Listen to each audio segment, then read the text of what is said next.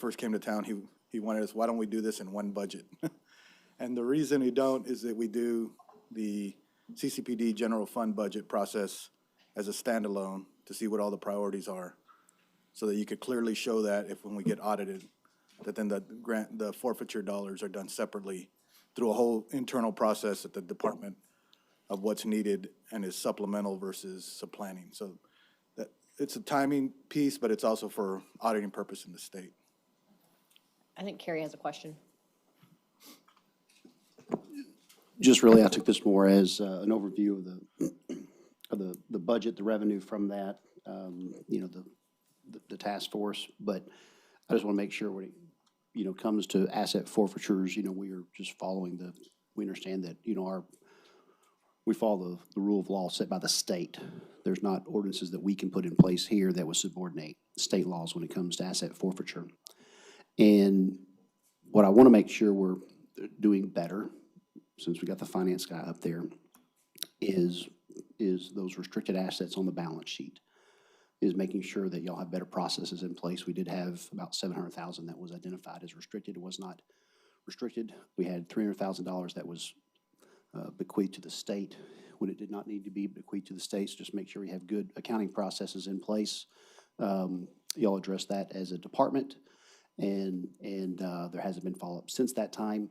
So again, just make sure those processes are in place to, once the court releases those assets for you all, that we can then put those in the general fund revenue where we show these expenses for the equipment purchases to better our police force.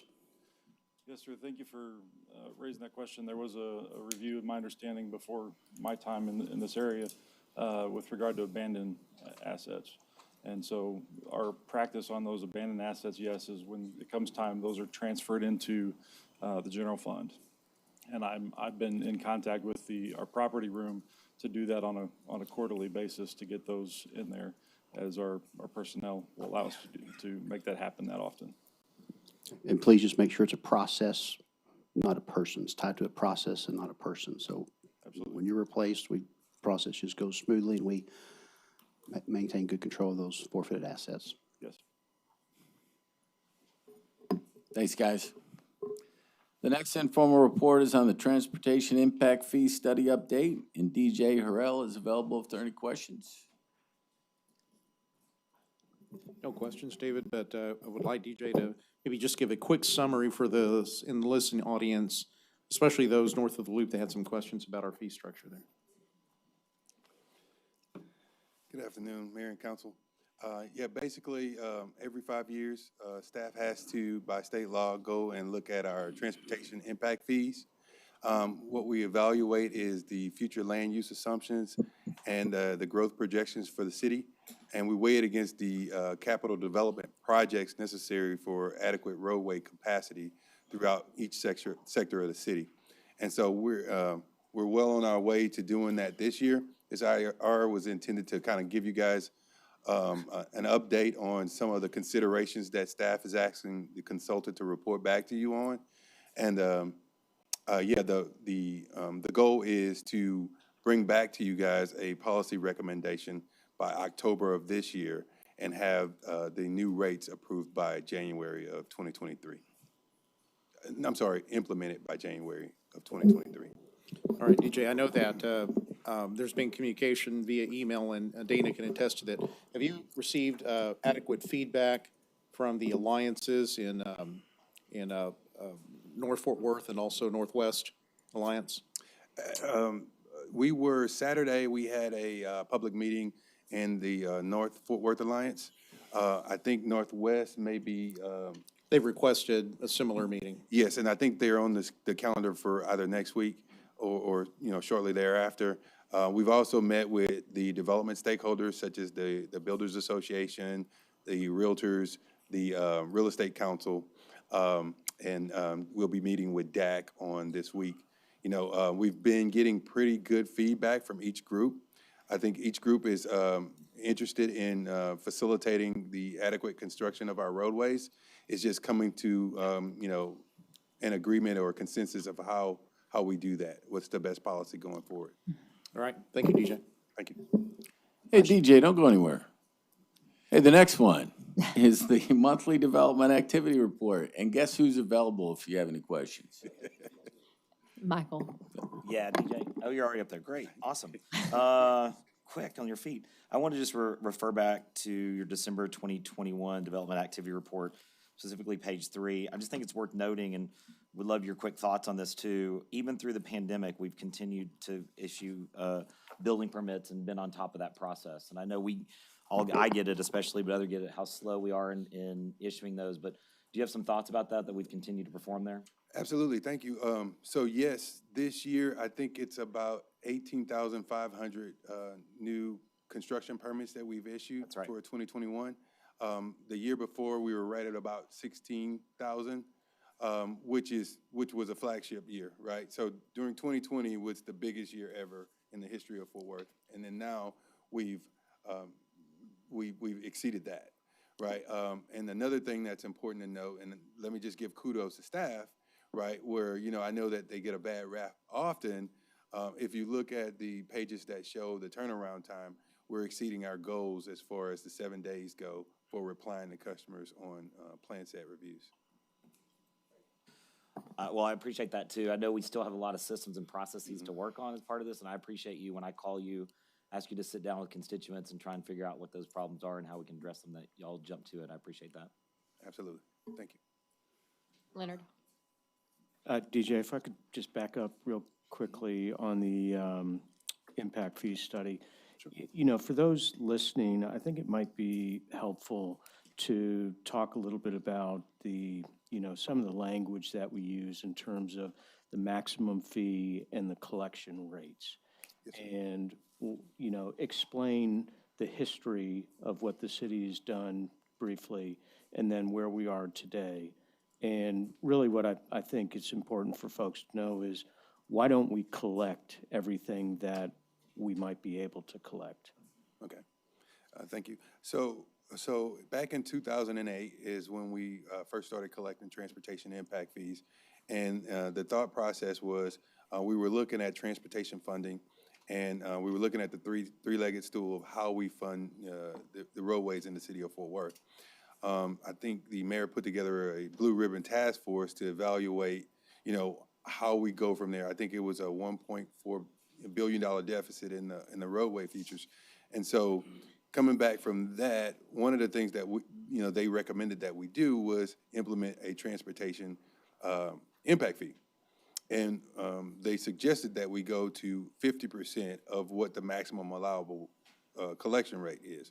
And what the maximum allowable collection rate means is this is the maximum amount that we can charge a development for the construction of roadways associated with the demand that they put on the roadways. This is something that must be calculated in a specific methodology per state law, and no collections can exceed that. What we decided as a body at the city of Fort Worth is that we won't collect the maximum because at the time, the city of Fort Worth was trying to get through a recession. We were trying to come out on the other end of a recession, so we implemented a reduced amount, which is called the Schedule 2. I think the amount at the time was 36% for residential and around about 22% for commercial. Then kind of fast forwarding to the next study, which was in 2013, we were kind of posed with similar things. I mean, City of Fort Worth has continued its growth, and one of the things that the council at the time wanted to do was not stifle development, but continue to promote development. So what the council chose to do is kind of stay with thereabout with that rate. So add a factor for inflation, but kind of keep the status quo with that. And then we did the same thing in 17. And so what you'll see in this current study is going to potentially be a recommendation, getting the feedback from all the stakeholders that I mentioned earlier, is a recommendation that maybe we really truly look at those fees, right? Because the Schedule 1 is intended to mean what it actually costs to construct a roadway, and Schedule 2 is what we collect. And so if we continue to collect a lesser amount, the city will continue to be, face these challenges when it comes to construction. All right, thank you. Thanks, DJ. And the final informal report is on the proposed zoning ordinance text amendment for car washes. And Daniel Leal is here if there are any questions. Jared? Daniel? I know this is coming up in the future. I just had one question about, I guess, moving away from the CUP process for general commercial restricted and general commercial. And the impetus behind this question really is that, at least in Southwest Fort Worth, there are some places that are Zone G that are really like close to neighborhoods. And so by right may not be the intention there, and just wondering kind of the rationale behind that. And then the question is, I would love for the council to entertain maybe holding the CUP for some of the general commercial. Well, the direction, yes. Well, the direction we interpreted from previous conversations in this council work sessions in November and October was to try to promote them allow them by right in most of the instances. And that's why we expanded from in FR, F, J, which are all commercials, more intense commercials. So that's the direction we interpreted. We can review that. So as it stands today, a CUP is required, which allows staff to review the site plan, first to require a site plan, then to review, and for the council office to review as well. That's how it stands today. We are recommending for council to direct the staff to move into that other direction of allowing them by right, but we can add some nuances to that. Yeah, just to follow up on that, thank you for that clarification. The one concern I had was just the FR, general commercial restricted. I'm sure there are instances in District 6 where they're really close to the neighborhood, and I support the spirit of what we're trying to do. I'm just wondering if the impact of by right will kind of tie our hands on particular areas in District 6 that may not really be compatible for that use.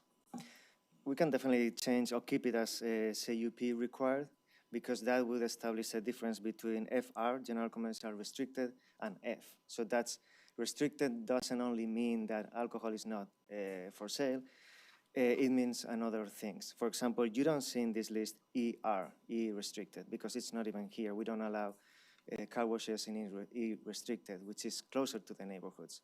So that could make sense. Thank you for that, Daniel. And then just one more follow-up. On the automated services and the full service, I know as a council, we haven't really talked about differentiating between those two, but there's a huge difference. For example, in Councilmember Nettles' district where our boundary is on Crowley Road, there was a proposal for a car wash next to the QT, which was going to be full service, whereas there was one on the other side of the corner, like right across the street, that was automated service that failed. So I think there's some discussions between like full service and like the automated, because they're two different models. And I'm really supportive of the full service ones and giving, like, broadening the regulations so they're by right, but the kind of self-serve automated is putting us somewhat in the same position as the like self-service car washes. So just wanted to put that on record and offer it up for discussion. Well, yes, that's exactly the gap we had in the ordinance. The ordinance dates from back from 1999. So it was brought by other council members that, the automated service model was not even specified in the ordinance. It was about the self-service and full service, but there was no specific language about automated. So this zoning change or this text amendment would include automated services. And will we like tier, I guess, the levels of? Yes, so automated rightness, service I and full guess. services would comply with the table you have, which is we are allowing them by right in most of the cases. It is the self-service, that one in which you have to do everything and it looks very industrial. Those would be allowed only in industrial uses. And will automated follow the self-service model or the full service? The full service. Okay. Carrie had a question. Did y'all look at the, I don't know how many, 6 zoning cases that we had come in front of us over the last 2 weeks that are tied to car washes? What were the zoning, what were those properties zoned? Pardon? What were those properties zoned? Did y'all look at that?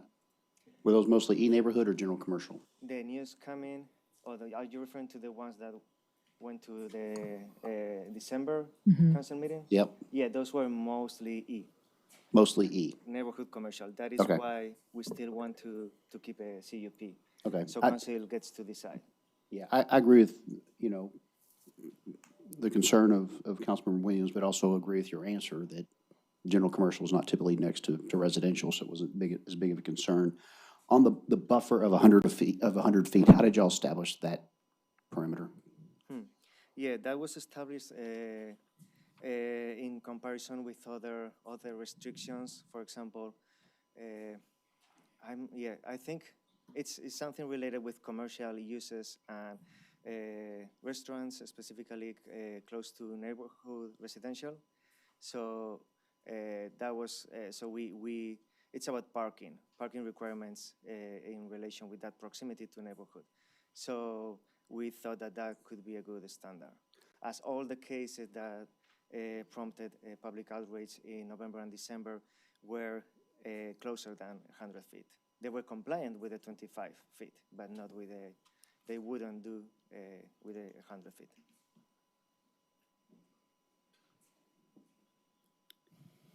Okay, so that's the building itself, can't be within 100 feet. I don't know if that's enough, is my concern.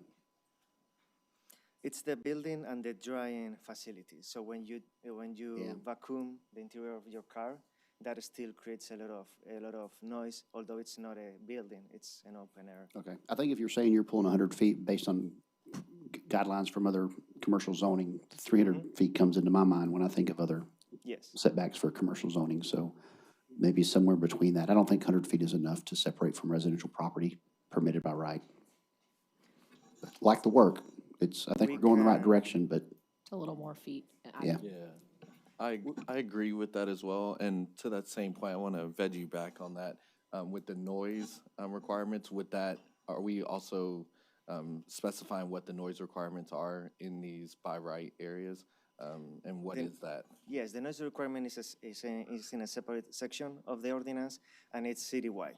So it is measured at the property line of the complainant. So if there's a house there, somebody from code enforcement or code compliance goes there and measure at the property line of that person. So it assesses the reality after the fact, but it can be turned down if it doesn't comply. So that doesn't change. It's the levels remain the same. Yeah, I think those two conversations go hand in hand, that if you have more distance, you also have less sound. And so it also helps both residents and our developers of car washes be reassured that they can actually meet those sound levels as well. So yes, indeed, in many of the cases in December, other additional measures were provided to tackle sound, such as trees and fences, but those were perceived as not sufficient by residents. With the 100 feet or more distance, we can definitely, it would be much easier to meet that level. thank you, Dane. Thank you. Mayor, that concludes my report. Thank you, David. Appreciate it. Looks like we're going to move straight into our first presentation, which is, well, do we have any city council action items for January 25th council meeting upcoming that we need to talk about now? No? Okay. We'll move to the COVID-19 update with Brandon Bennett.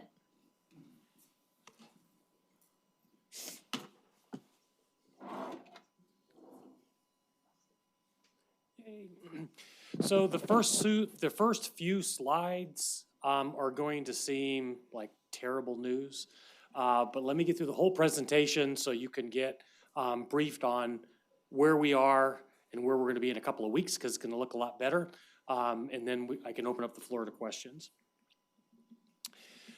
This is a chart that we've seen a number of times. It is the reproduction number. We are now at an all-time high on the reproduction number. You can't really count the first 2 to 4 weeks of the pandemic. If you have one person sick and one person gets sick, that's 100% increase. So that's why the number in the very beginning is relatively high. When you look across the chart, we can look at, see if I get the mouse to work here. This is Delta right here, and you can see where we are right now. So give you in context, the Spanish flu was around 2.59, and we're around 2.10. So Omicron, as predicted, is spreading very fast in our community. The other is on the percent of COVID tests. Again, during the Delta variant right here, we were seeing roughly 20% of tests coming back positive. In fact, throughout the entire pandemic, on our lows, it was about 5%, and at our highs, it was around 20%. And now we're running right around 36 to 37%. So there are a lot of sick people out there. Tarrant County hospitalizations, and there's a lot of good information on the notes off to the right. Just a week ago, it was predicted that we would have around 2,000 concurrent hospitalized cases over 1 week. That's jumped to 2,500. It isn't that the variant has gotten more dangerous, it's a numbers issue. It's like the flu. The more people that contract the flu, the more people you have in the hospital and the ICUs. So because the spread of this in the community is so great, it's resulting in a higher demand for hospital beds. And we've also jumped from 6,000 to 8,000 infections per day in Tarrant County. We are starting a little bit later than the East Coast. East Coast started before us. It's starting to wane on the East Coast. It's too early to say whether that trend will continue, but it's predicted to continue, and then we should follow behind that. Texas volumes, COVID-19, that's important. They've increased 44% compared to a week ago, and up to 325% a month ago. Again, those are really large numbers and really scary, but it shows how quick this variant is hitting the community. And what we know is from previous upsurges and epidemics and pandemics, a similar nature is when it goes up quickly, it also tends to come down quickly. It's not a slow growth and a slow rescend. Daily hospital admissions, this is an interesting one. We just added this to the slide presentation for today. This is fresh data out of UT Southwestern. And what we have seen over the last few weeks is an increase in the hospitalizations of both the 18 to 49 and the 0 to 17-year-olds. Again, this was not unforeseen, but it is concerning. We have ongoing calls with the hospitals. They are all reporting probably their biggest concern, even though they have limited bed space, their bigger concern is having enough staff to care for the people that are in the hospital. And both the federal government and the state government has been helping them with additional resources. Okay, so that was all small data. So when you look at the small data, right, if you look at the people that are being hospitalized, they're almost all unvaccinated. And when you're looking at the mortality rate, it's almost all unvaccinated. But all of us, we have been vaccinated, and some of us have gotten COVID after being vaccinated. We know friends and family that have been vaccinated and gotten COVID. But we're now, through this particular variant, starting to get some of the big data. So this was from the New York Times. We instead of recreating it, we just grabbed it right out of the newspaper. And what they did is they looked at New York City and they looked at Seattle. They looked at, Seattle was daily, New York was weekly, but it tells the same story. And that is when you look at the unvaccinated, which is the lower line, the gray line, and then you look at the unvaccinated, which is the upper lines, that throughout the course of this particular variant, people that are vaccinated, it went up, the number of people vaccinated went up along with unvaccinated, but then it just leveled out. And what has happened is hospitalizations for the unvaccinated has skyrocketed on both ends of the coast and the state of Texas. And weekly deaths and daily deaths have also gone up for the unvaccinated. So the big data is telling us the same thing that the small data is telling us, which is that your best survival option for this virus is to be vaccinated.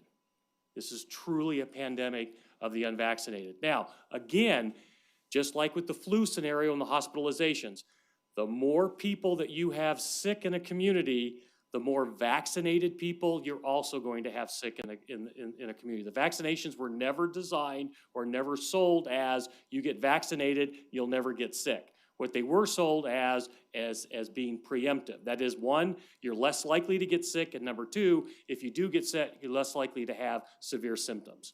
That's what we've seen. Okay, so 58% is our, for the counties, a fully vaccinated rate. And we have some of the other counties here in Texas.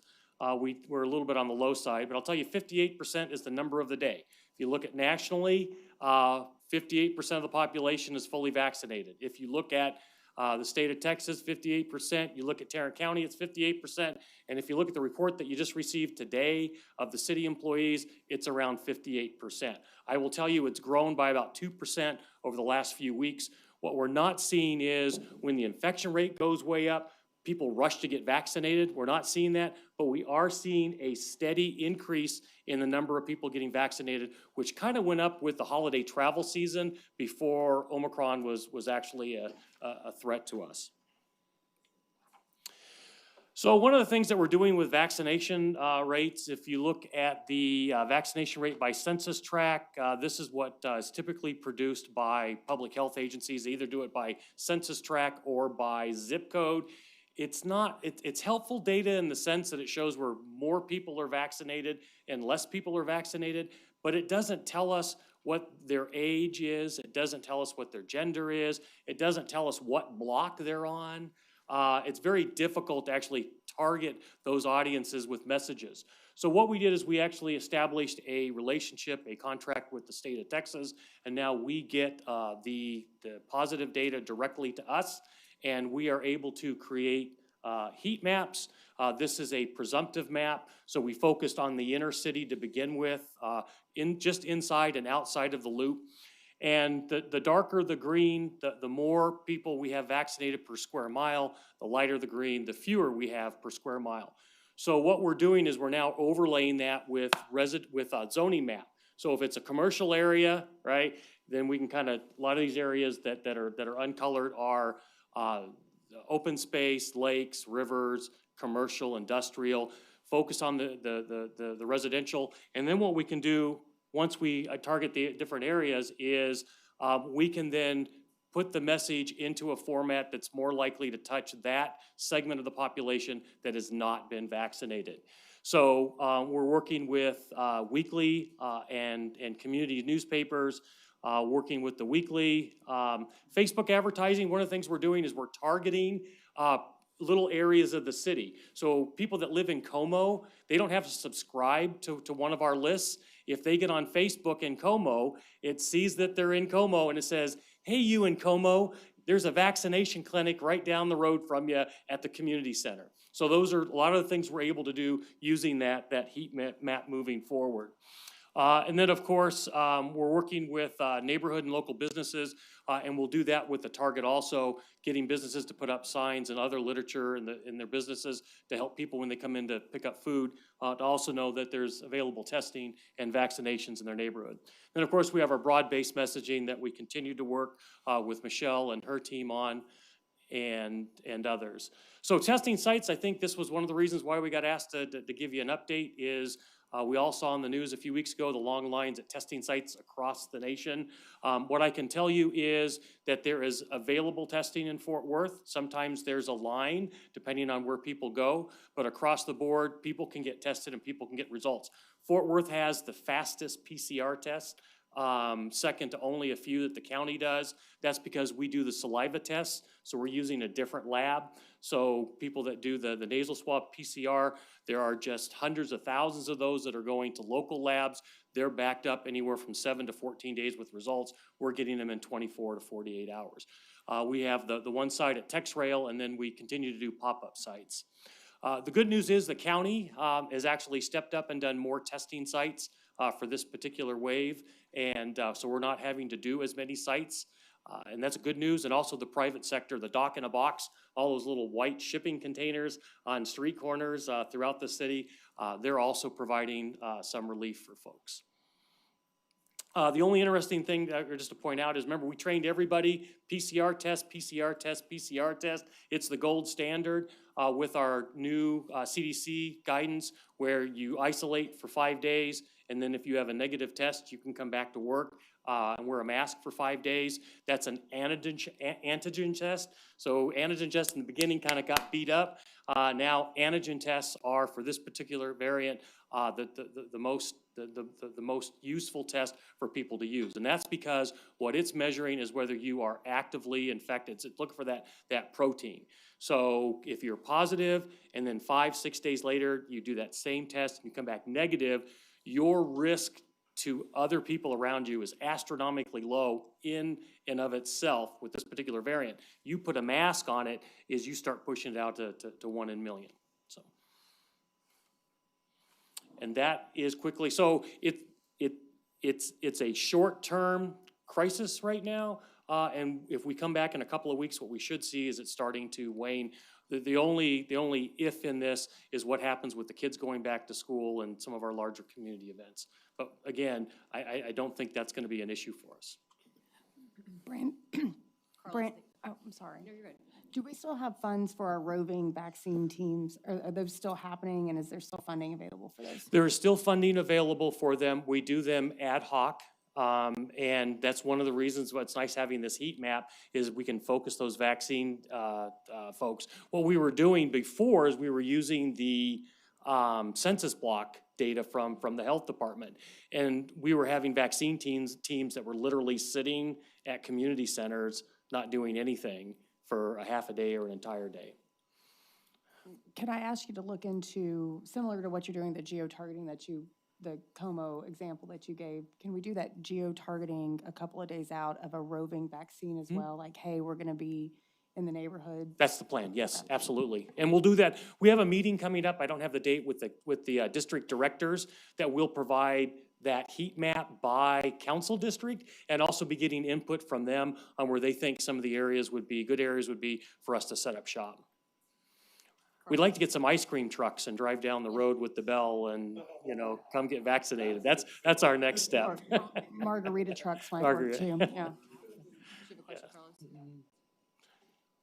Brandon, I asked this question before some time back to you, and I'll ask it again. I know that hospitalizations due to COVID-19 are hospitalizations due to COVID-19, right? Matters not to those that are hospitalized with some variant of COVID-19 if they're in the hospital, right? Now, with that said, the county does not do genomic testing to determine the variant, right? That's correct. Okay. The data that you presented, does that have any genomic testing data in there? There is random testing to determine what the variant is.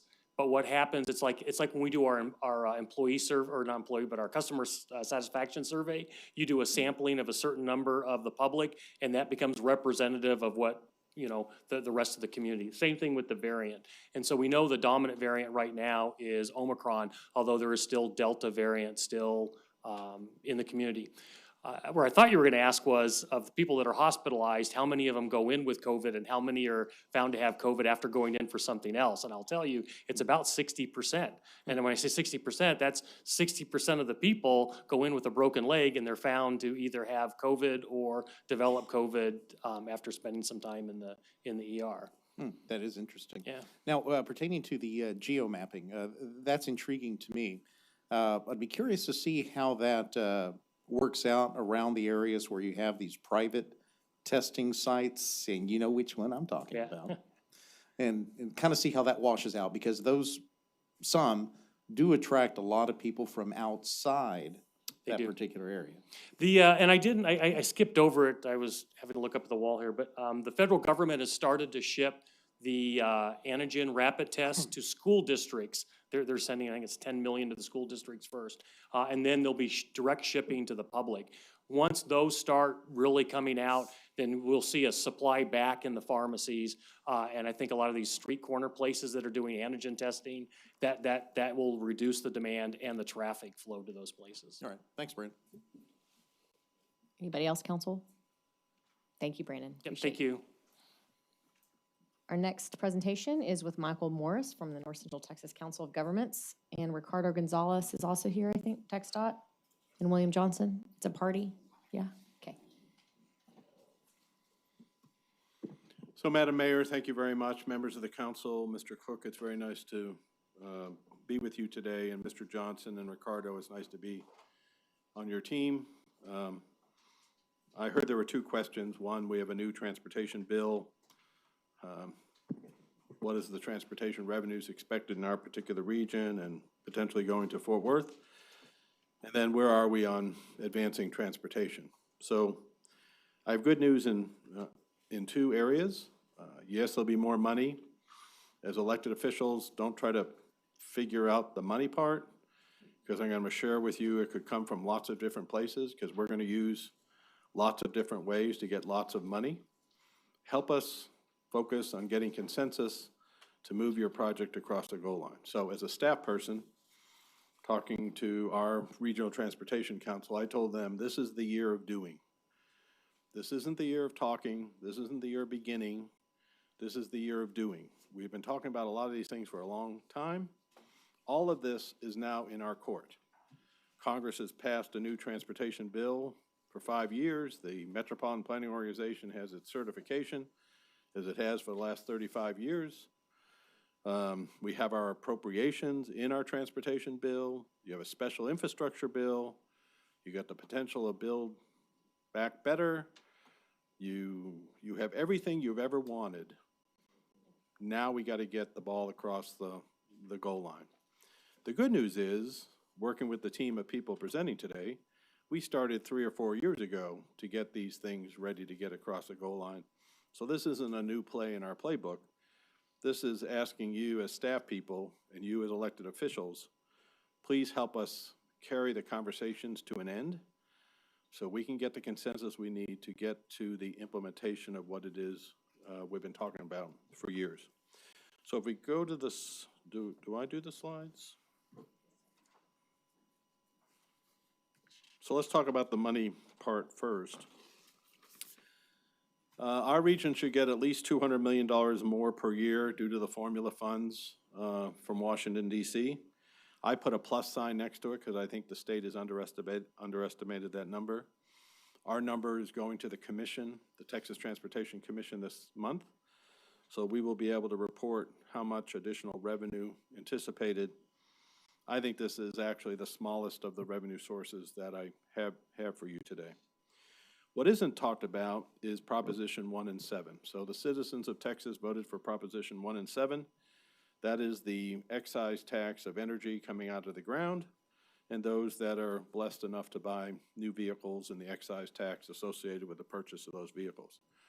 Because people are continuing to buy vehicles, and as you know, they're not heavily discounted at this point in time, and because the cost of energy is quite expensive and lots of people are moved on with their life, both of those revenue sources are very, very strong. And the comptroller 10 days ago updated those revenue sources. We anticipate in our region another $250 million due to the revenues in Prop 1 and Prop 7. We are very good at competing with our colleagues across the country and winning competitive grants. We won the Build Grant, which is working on the Trinity Railway Express. We won 3 grants last month in the region with regard to advancing projects for low income and others. We have a very dedicated staff, very good at these particular projects. I'm going to flag 2 of them for you today that impact this council and I think are very strong likelihoods because our national government is very much aligned with the principles of the Regional Transportation Council on these projects. The 4th area is deferrals from other parts of the state. You have 2 big freeways, one in Austin and one in Houston, that's not moving along very quickly. Those projects are programmed.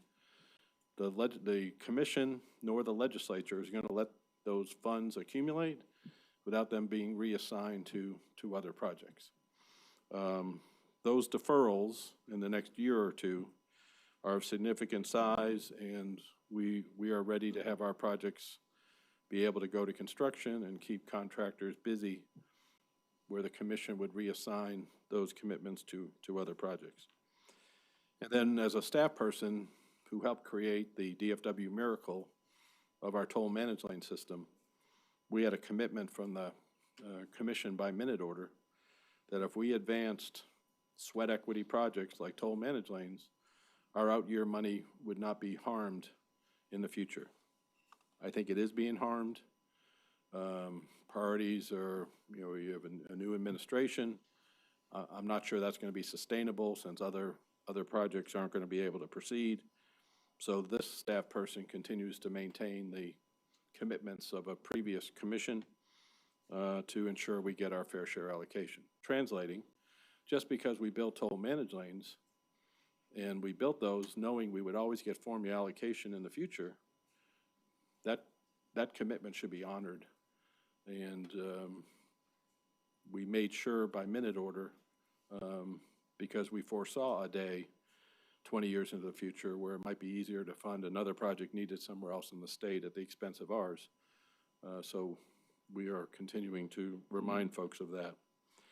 And then your candidate projects that I think would compete very well and or be funded directly is the Lancaster project and the rail extension into the hospital district. There are other projects. Most of my presentation today is projects over 100 million. There's some projects I've sprinkled in, but this is not all the projects we have in Fort Worth.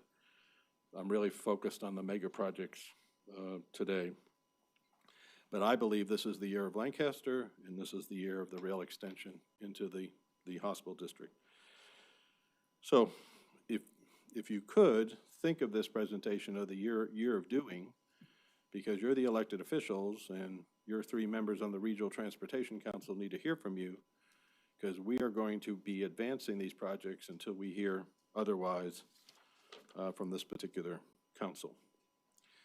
Now, this is the DFW miracle. So this happens to be from one navigational data company.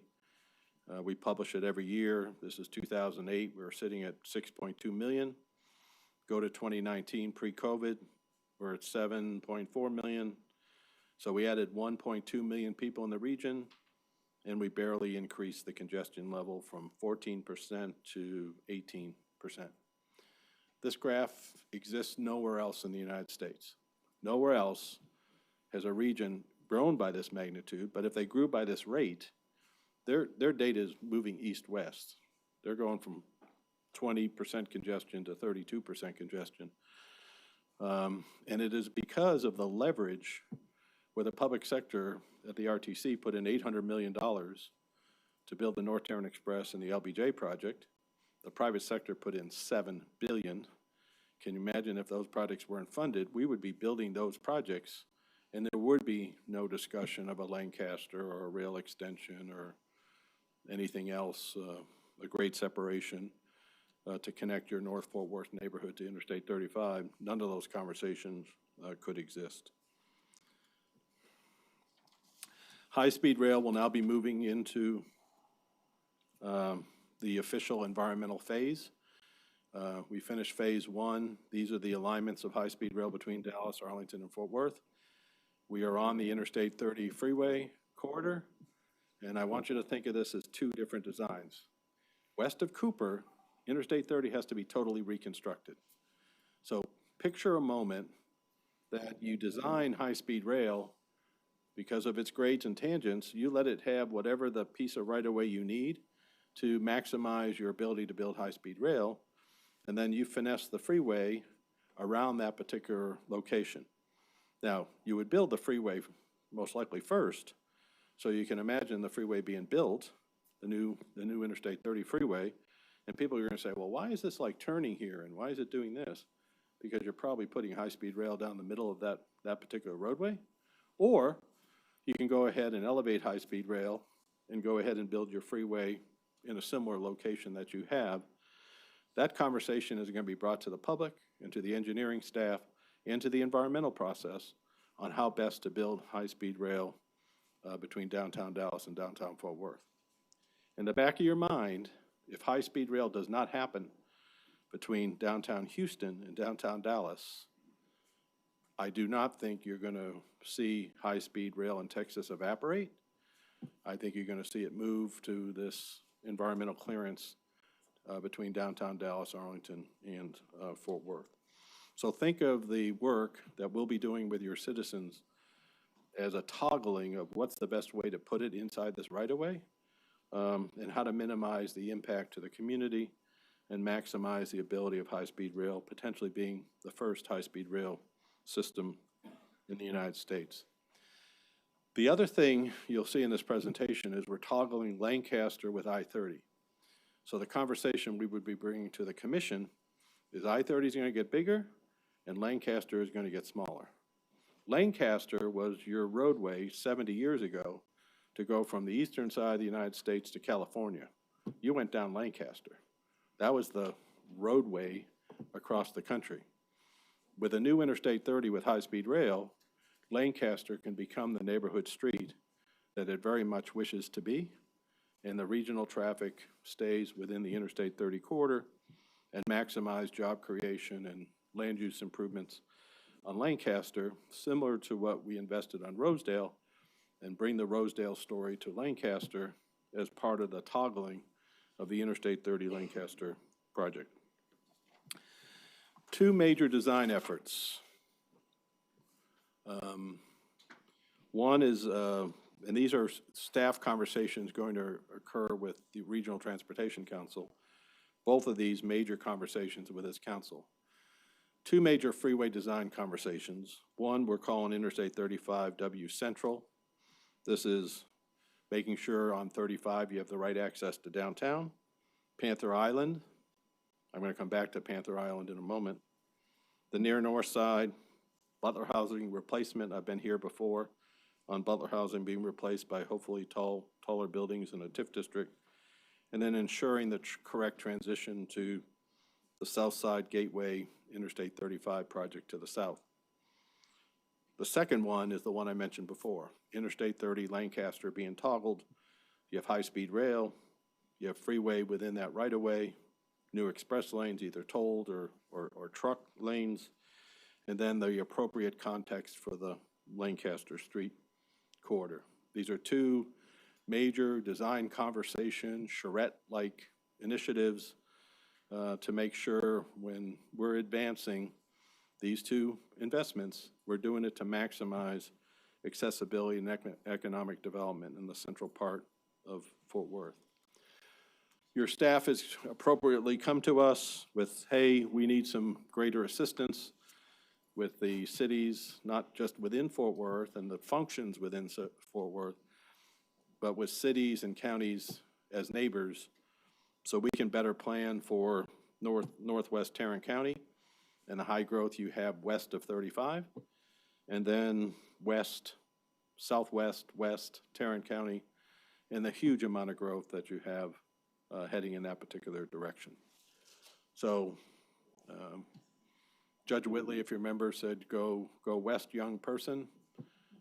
We are now moving forward with very detailed thoroughfare street planning, simulations, growth rates.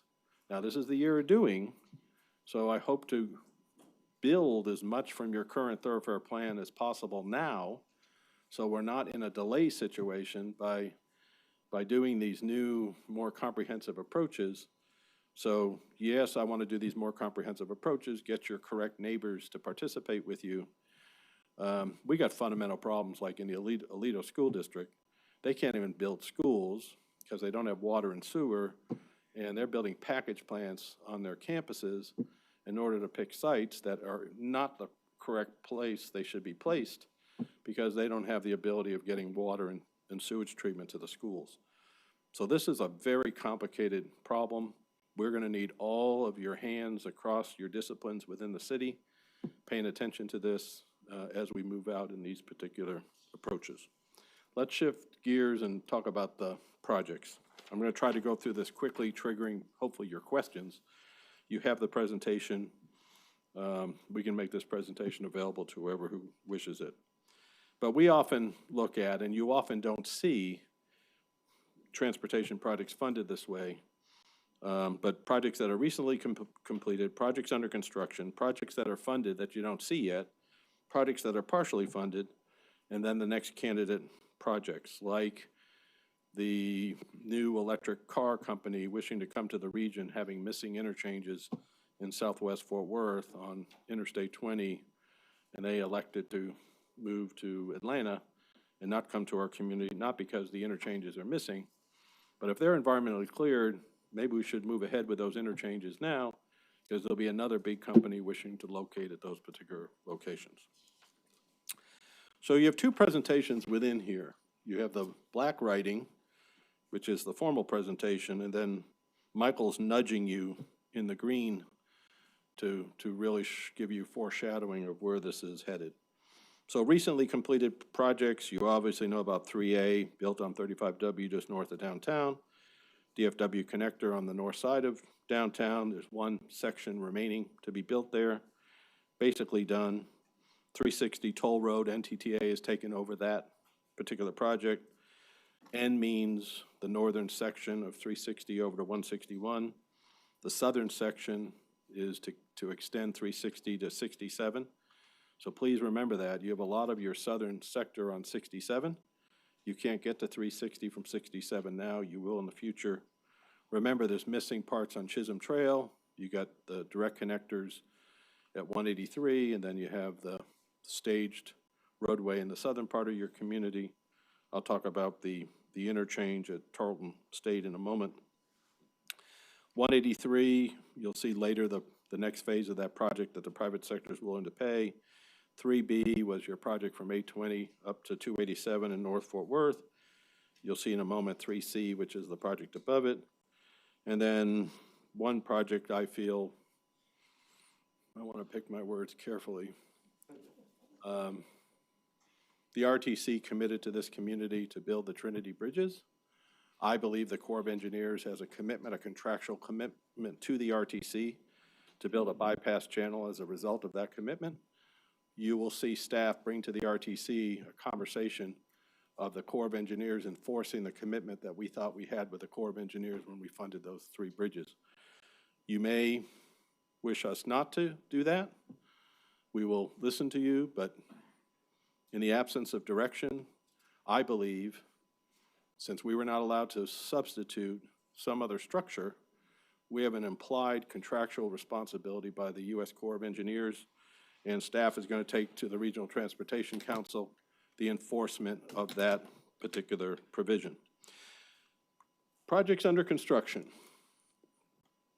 Again, you can see the major projects in black that are there. You obviously know them because you can see them under construction. Notice up on 170 is going to construction from your North Fort Worth area 35 east on the 170 alignment over to 114. That comes over to Intermodal Parkway. That's the Haslett Parkway. Because of lack of emergency response and the proximity to the intermodal facility at Burlington Northern, we wish to grade separate Haslett Parkway, which connects to your bond program projects, which connects to your new bond program projects.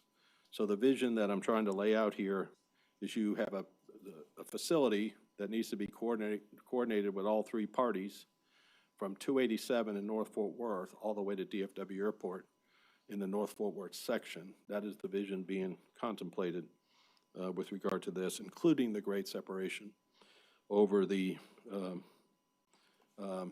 feeding rail line on Burlington Northern to the intermodal facility.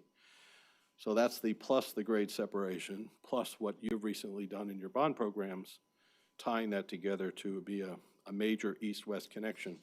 So your citizens aren't being held up going east-west because of north-south freight trains, and your police and fire isn't being held up to respond to incidents because we will have a grade separated facility that we're taking to the Regional Transportation Council. I think that facility, for example, should be paid by the RTC, where Lancaster and your rail extension have greater merit for Washington to be interested in helping fund those. So why are we submitting which project to which element? Our ability to predict which ones we think has a greater chance of winning when we compete nationally. Projects funded and under design.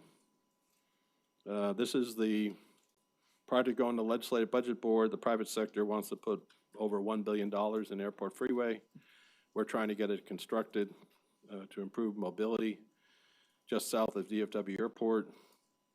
fully funded by the private sector, fully funded in existing contract, and unfortunately, it's not able to proceed. Similar to why 3C was held up for a long period of time, we're obviously trying to get through the politics so that work can go to construction and improve the safety of Airport Freeway heading east out of your community. We have funded a lot of 199 from 820 towards downtown. We're working with Ricardo on the Interchange location that's held up the construction of that project. So in theory, you know, do we borrow funds from the 199 project to get Lancaster across the goal line?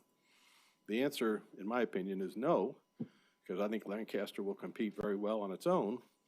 I think we'll get enough money from the commission this month to fund Lancaster if we're incorrect in getting federal funds for Lancaster. But I think we keep our commitment to 199 and continue to work with Ricardo on the interchange. And again, 199 is a context-sensitive thoroughfare street similar to Lancaster that's already been funded. Also remember, we have won the bill grant. This is your Trinity Railway Express, and this is the construction of your new East Fort Worth rail station on the Trinity Railway Express. It's in addition to the bill grant, but again, I don't have time to cover every single project we're funding, so don't lose sight of the new Fort Worth station on the Trinity Railway Express as well. Projects partially funded. Carl isn't here today, Carl Johnson. He and I were at the commission meeting in December. You probably have heard that Southeast Connector in your East Fort Worth has been funded for $1.5 billion. That's with a B. We're missing a $450 million section. The RTC is funding the cost overruns on all the other projects that TxDOT District has, so Carl can laser focus on this one project with his commission between now and the summer. That's the $450 million addition to the $1.5 billion Southeast Connector project. I30 heading west is broken up into different sections. You know, we're fully funded between, you know, at the Camp Bowie Slingshot, west of 820. That project's going to construction. We're reviewing what Interstate 30 should be inside. Please let our office know if you like or dislike conversations that are occurring. That work is in the early parts. I've already talked about the design focus on 35 to Cooper Street. That's the toggling of Lancaster and the high-speed rail corridor. And then we're fully funded east of there from Arlington over to 161. That's fully funded. If you go down further, I won't talk about the Arlington project on East 20. There's your Lancaster project. I want Lancaster fully funded by the end of 2022. Fed is the discussion where we hope to work with you and Trinity Metro to get a final resolution of the context-sensitive design. We'll probably take a chance at 2 requests. If unsuccessful, fully fund Lancaster by the end of the year. You know, we're working on next generation technology and using utility vaults to have equal access to the internet for the communities along Lancaster. Tex Rail extension into the hospital district. We're capping you out at 80% federal. We can't put any more money into it than 80% federal. And the 20% match we're working out between the city and Trinity Metro.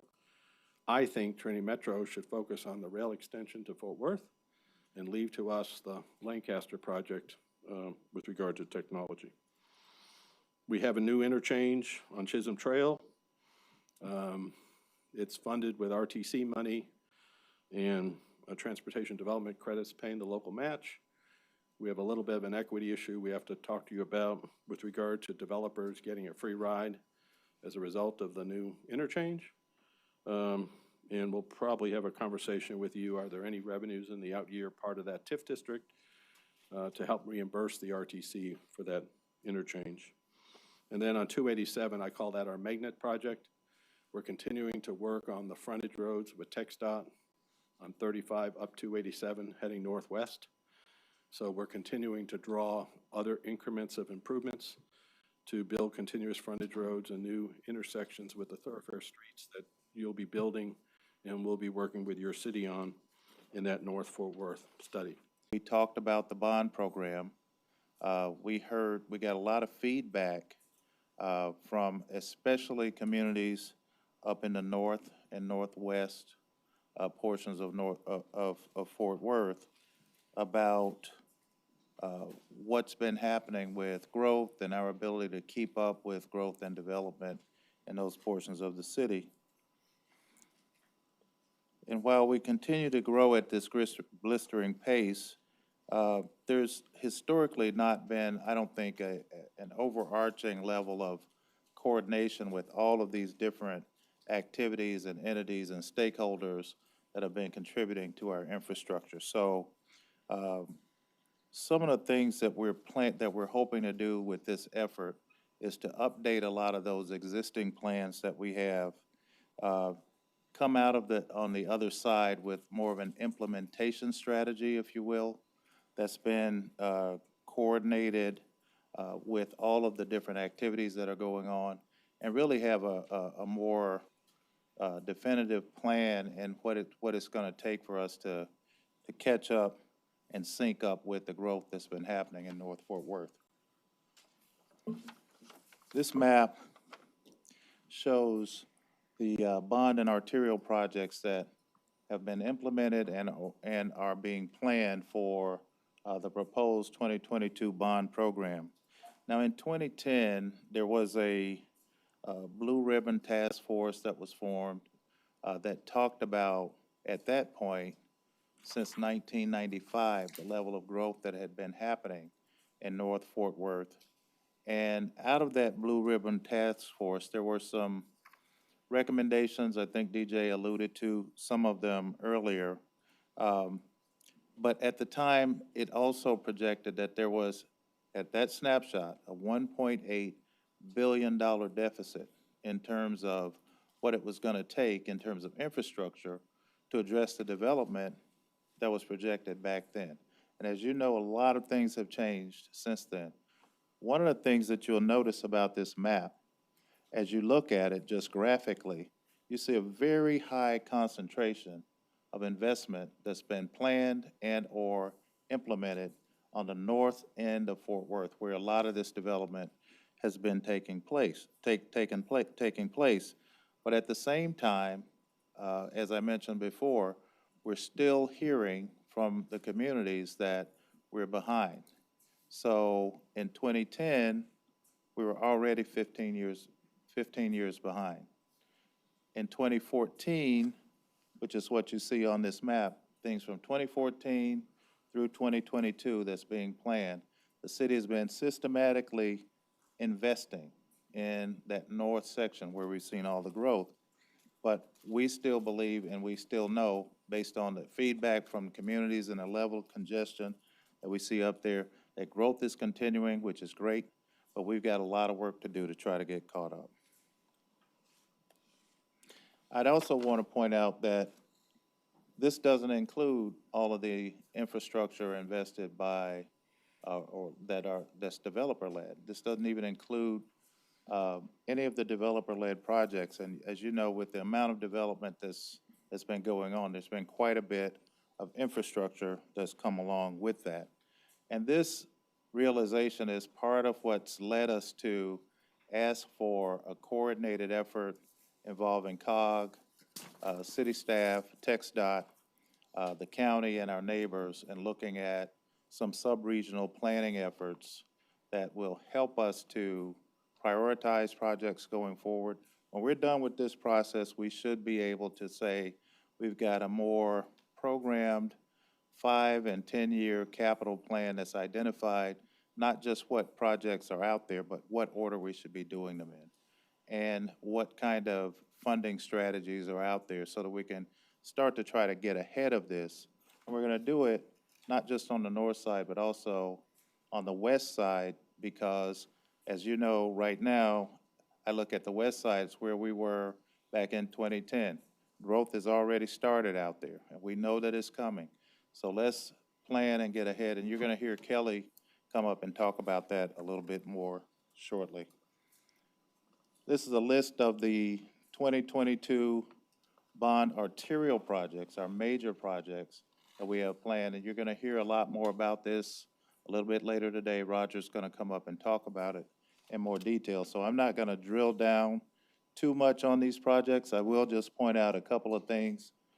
For 2022, there are a couple of projects that we rescoped, that we carried over from 2018, because in 2018, we weren't planning to do the full build-out of those projects. We were just doing intersections in some cases, which provides some relief, but by the time we're done, it's not going to provide the kind of relief that these communities have been waiting on. Cromwell Marine Creek is one of those projects, and also Avondale Hazlet. As we continue the list, the other thing that I'll point out is that our city manager, finance department, planning, data analytics, we all heard, and they have responded to a lot of the things that we heard from communities in North Fort Worth and Northwest Fort Worth. And we were actually able to increase the number of arterials that are included in this list, the amount of funding for arterials. You notice the total estimated project cost of about $255 million is the total cost, but from the bond standpoint, we're looking at about $145 million of bond-funded projects. There are additional funds that we're planning on, but that $145 million compares to around 102 or so, 103 million for 2018.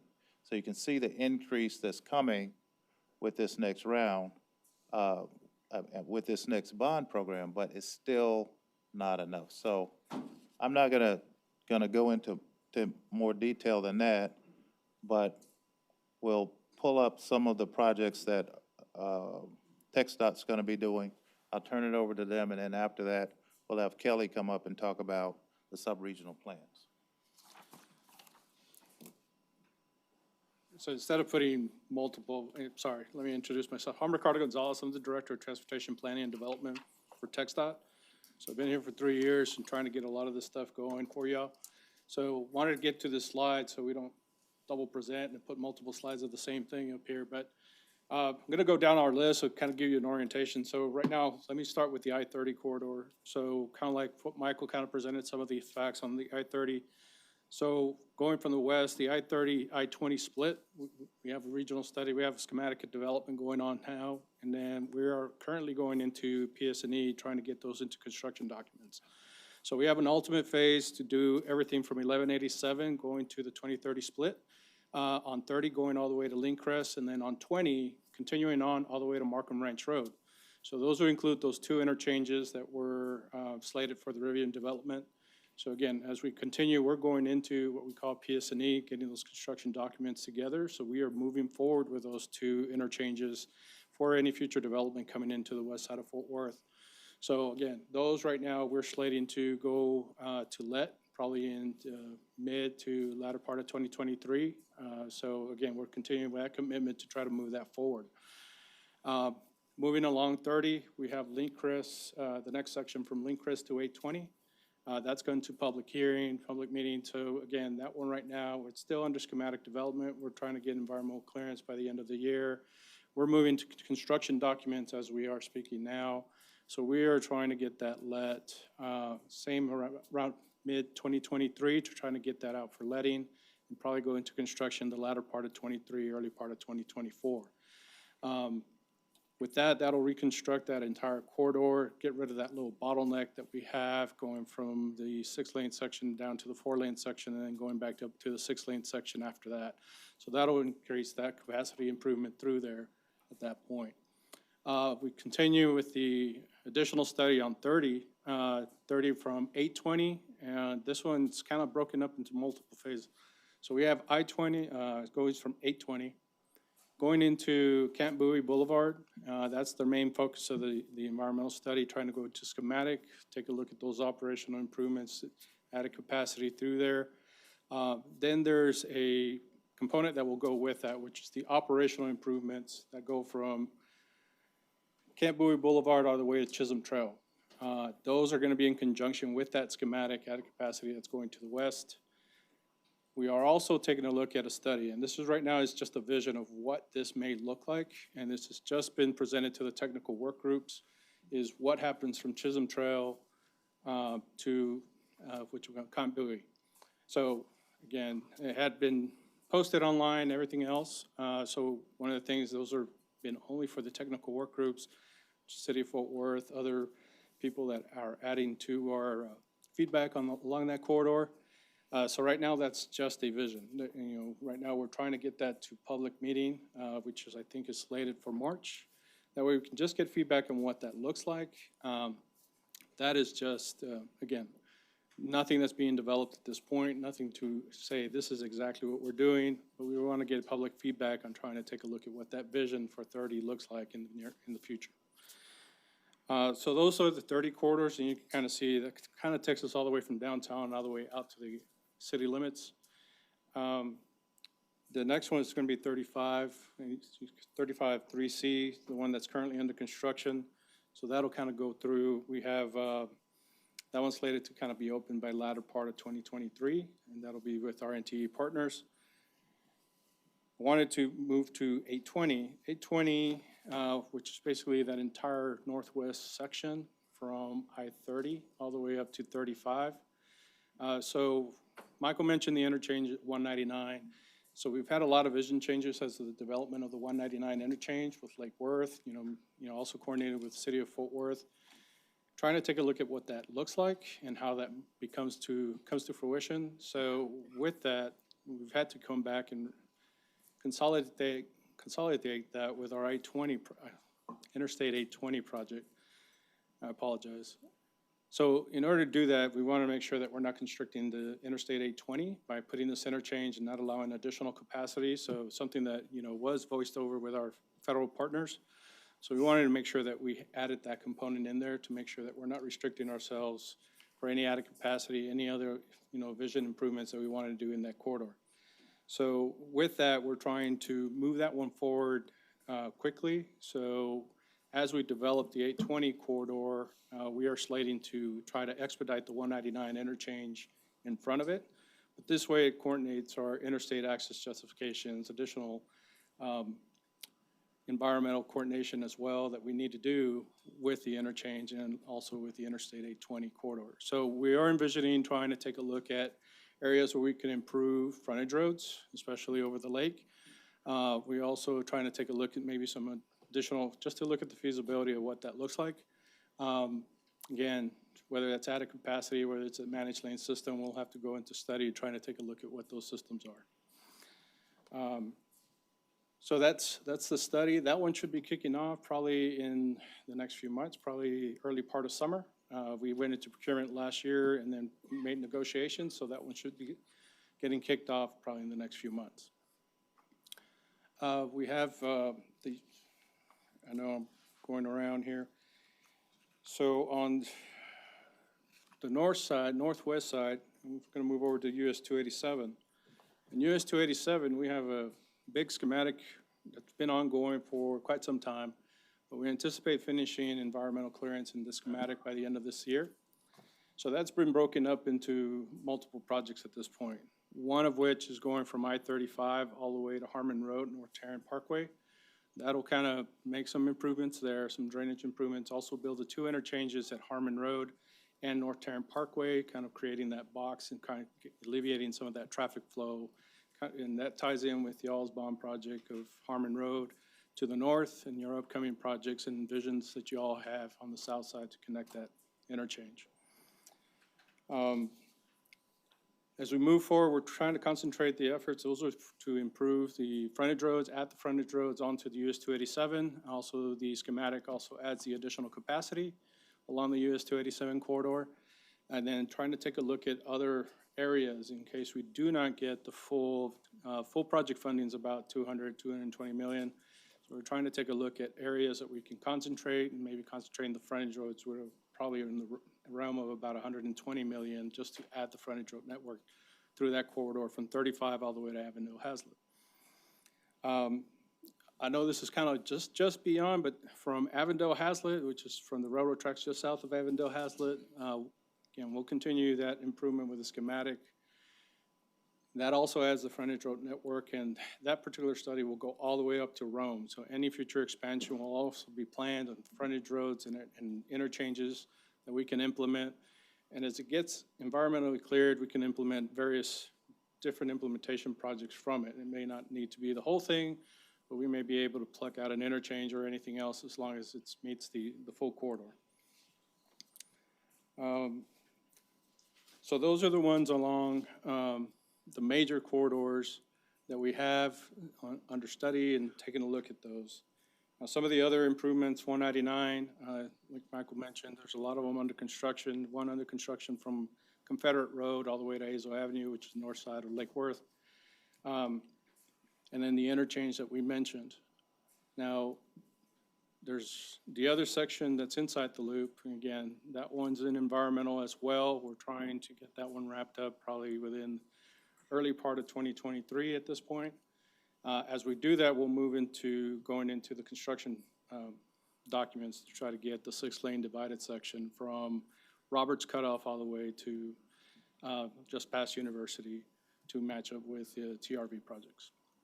So that's ongoing right now. Again, because of utilities and try to get right away and everything else along there, we're looking at finishing those documents probably, like I said, environmental clearance by 2024. Right-of-way utilities will probably take another 2 years. So we're probably looking at construction somewhere in the 2025, 2026 timeframe for 199. The other thing is also part of that vision with the 199 corridor is also the 183 corridor. That also is under schematic development. That's a longer lead time at this point. But it also will create that additional capacity along 183. Connects from 199 all the way to 30. Again, coordinating those two studies together to try to make sure that we have those added capacities of 2 points. So that one just starting to get kicked off again. We're having that big concentration at the Pumphrey's Gate to try to make sure that we have that intersection. So that'll be one of the breakout projects that we would have. Right now we have 10 million associated with that. We'll probably need some additional funding once we come up with the best alternative, which we have not presented to the public yet. So we're just going through the alternative analysis stage for that project. So again, the other ones in the area, I'm going to go back up north on 156. So again, we have current construction between Blue Mound, which is from Kelroy all the way to 287. So that's ongoing now. Then we also have a schematic environmental, which goes from 287 to the north all the way to Intermodal Parkway. Currently slated for 6-lane divided highway from 287 all the way to Avondale Hazlitt, and then from Avondale Hazlitt North drops down to a 4-lane divided section for that additional capacity there. So again, that one we'll anticipate environmental clearance probably in the next year, probably towards the latter part of this year, which allows us to go to putting our construction by, additional right-of-way. We did a great effort there to try to minimize any right-of-way takes, so we can try to implement that as quickly as possible as well. It's unfunded, so we're just trying to make sure we can move forward. Again, those are some of the major corridors just to go through there. Again, I'm prepared to have additionals like the 730 corridor, also on the northwest side. We have under study the RN 2871 as well. So we're trying to finish that off probably within the next early part of next year. That way we can also go into construction drawings to try to get that one funded. Also, some of these are getting ready and again, trying to prep us in a position where we can get them into construction drawings, PS&E, and then that way we can try to also get into funding. So again, we're trying to get to a position where we can have them ready, and then, as this additional funding comes in and we can identify, we can try to see how we can move them out the door to construction. All right.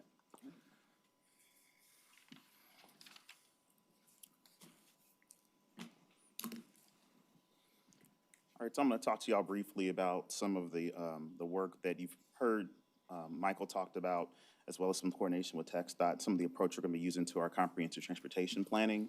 So there's 3 types of spatial areas that we've been looking at as a department to better understand some of these transportation challenges and be able to coordinate with the land use, economic development, and other things. We're gonna be looking at small area studies, which would be similar. I'll talk to you about the Butler study that NCTCOG is helping us fund. Corridor studies, you're gonna hear about a few of those.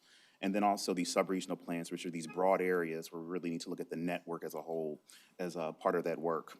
So these studies that are coming out of TPW are gonna be coordinated with other departments. We're gonna be looking at land use, economic development is part of it, as well as safety, some other divisions like Tanya Brooks' Transportation Management Divisions, looking at Vision Zero and High Injury Network. We're gonna be able to incorporate all those different planning activities that the city's working on as part of this. That only helps us get the best data, it also helps us also leverage our activities. When we go out to the public, maybe we can do run around of public meetings together, things like that. So we're trying to really be thoughtful about our time.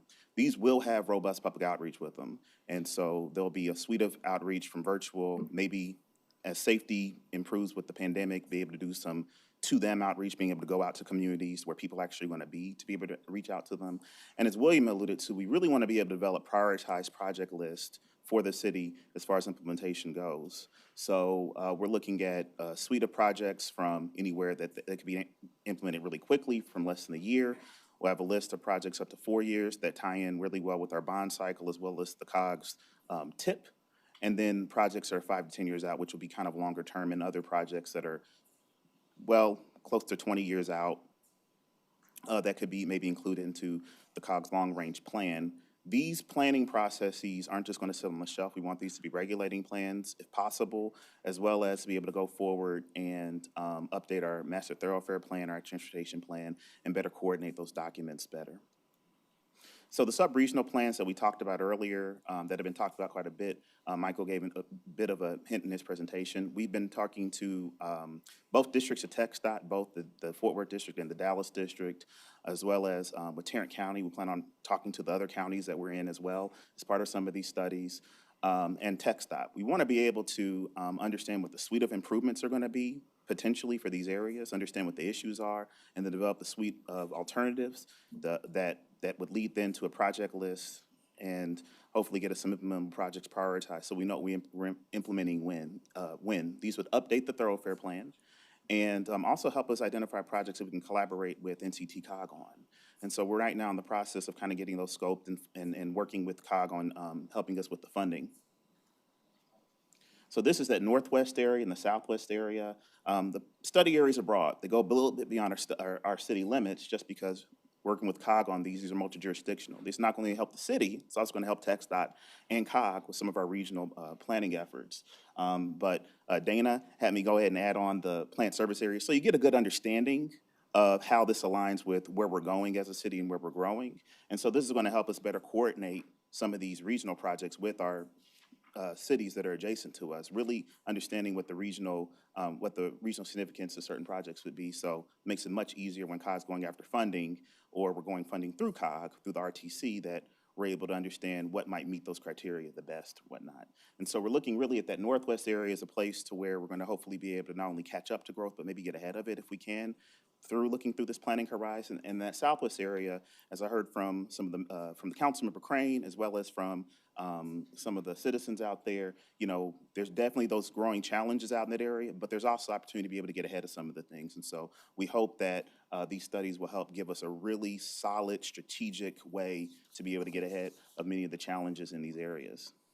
Butler Place is something that COG has funded for us, had funded for us. I think the agreement was a good little time ago, actually on my second day here. Fernando made sure that he handed that over to me so I could go ahead and get that scoped and ready to go. And so thus far, we've gotten that into COG's UPWP, and we're working to get the TIP amendment so we can go ahead and move forward. I've already started to talk to TxDOT about the funding agreement, so we can go ahead and start moving that project forward this year.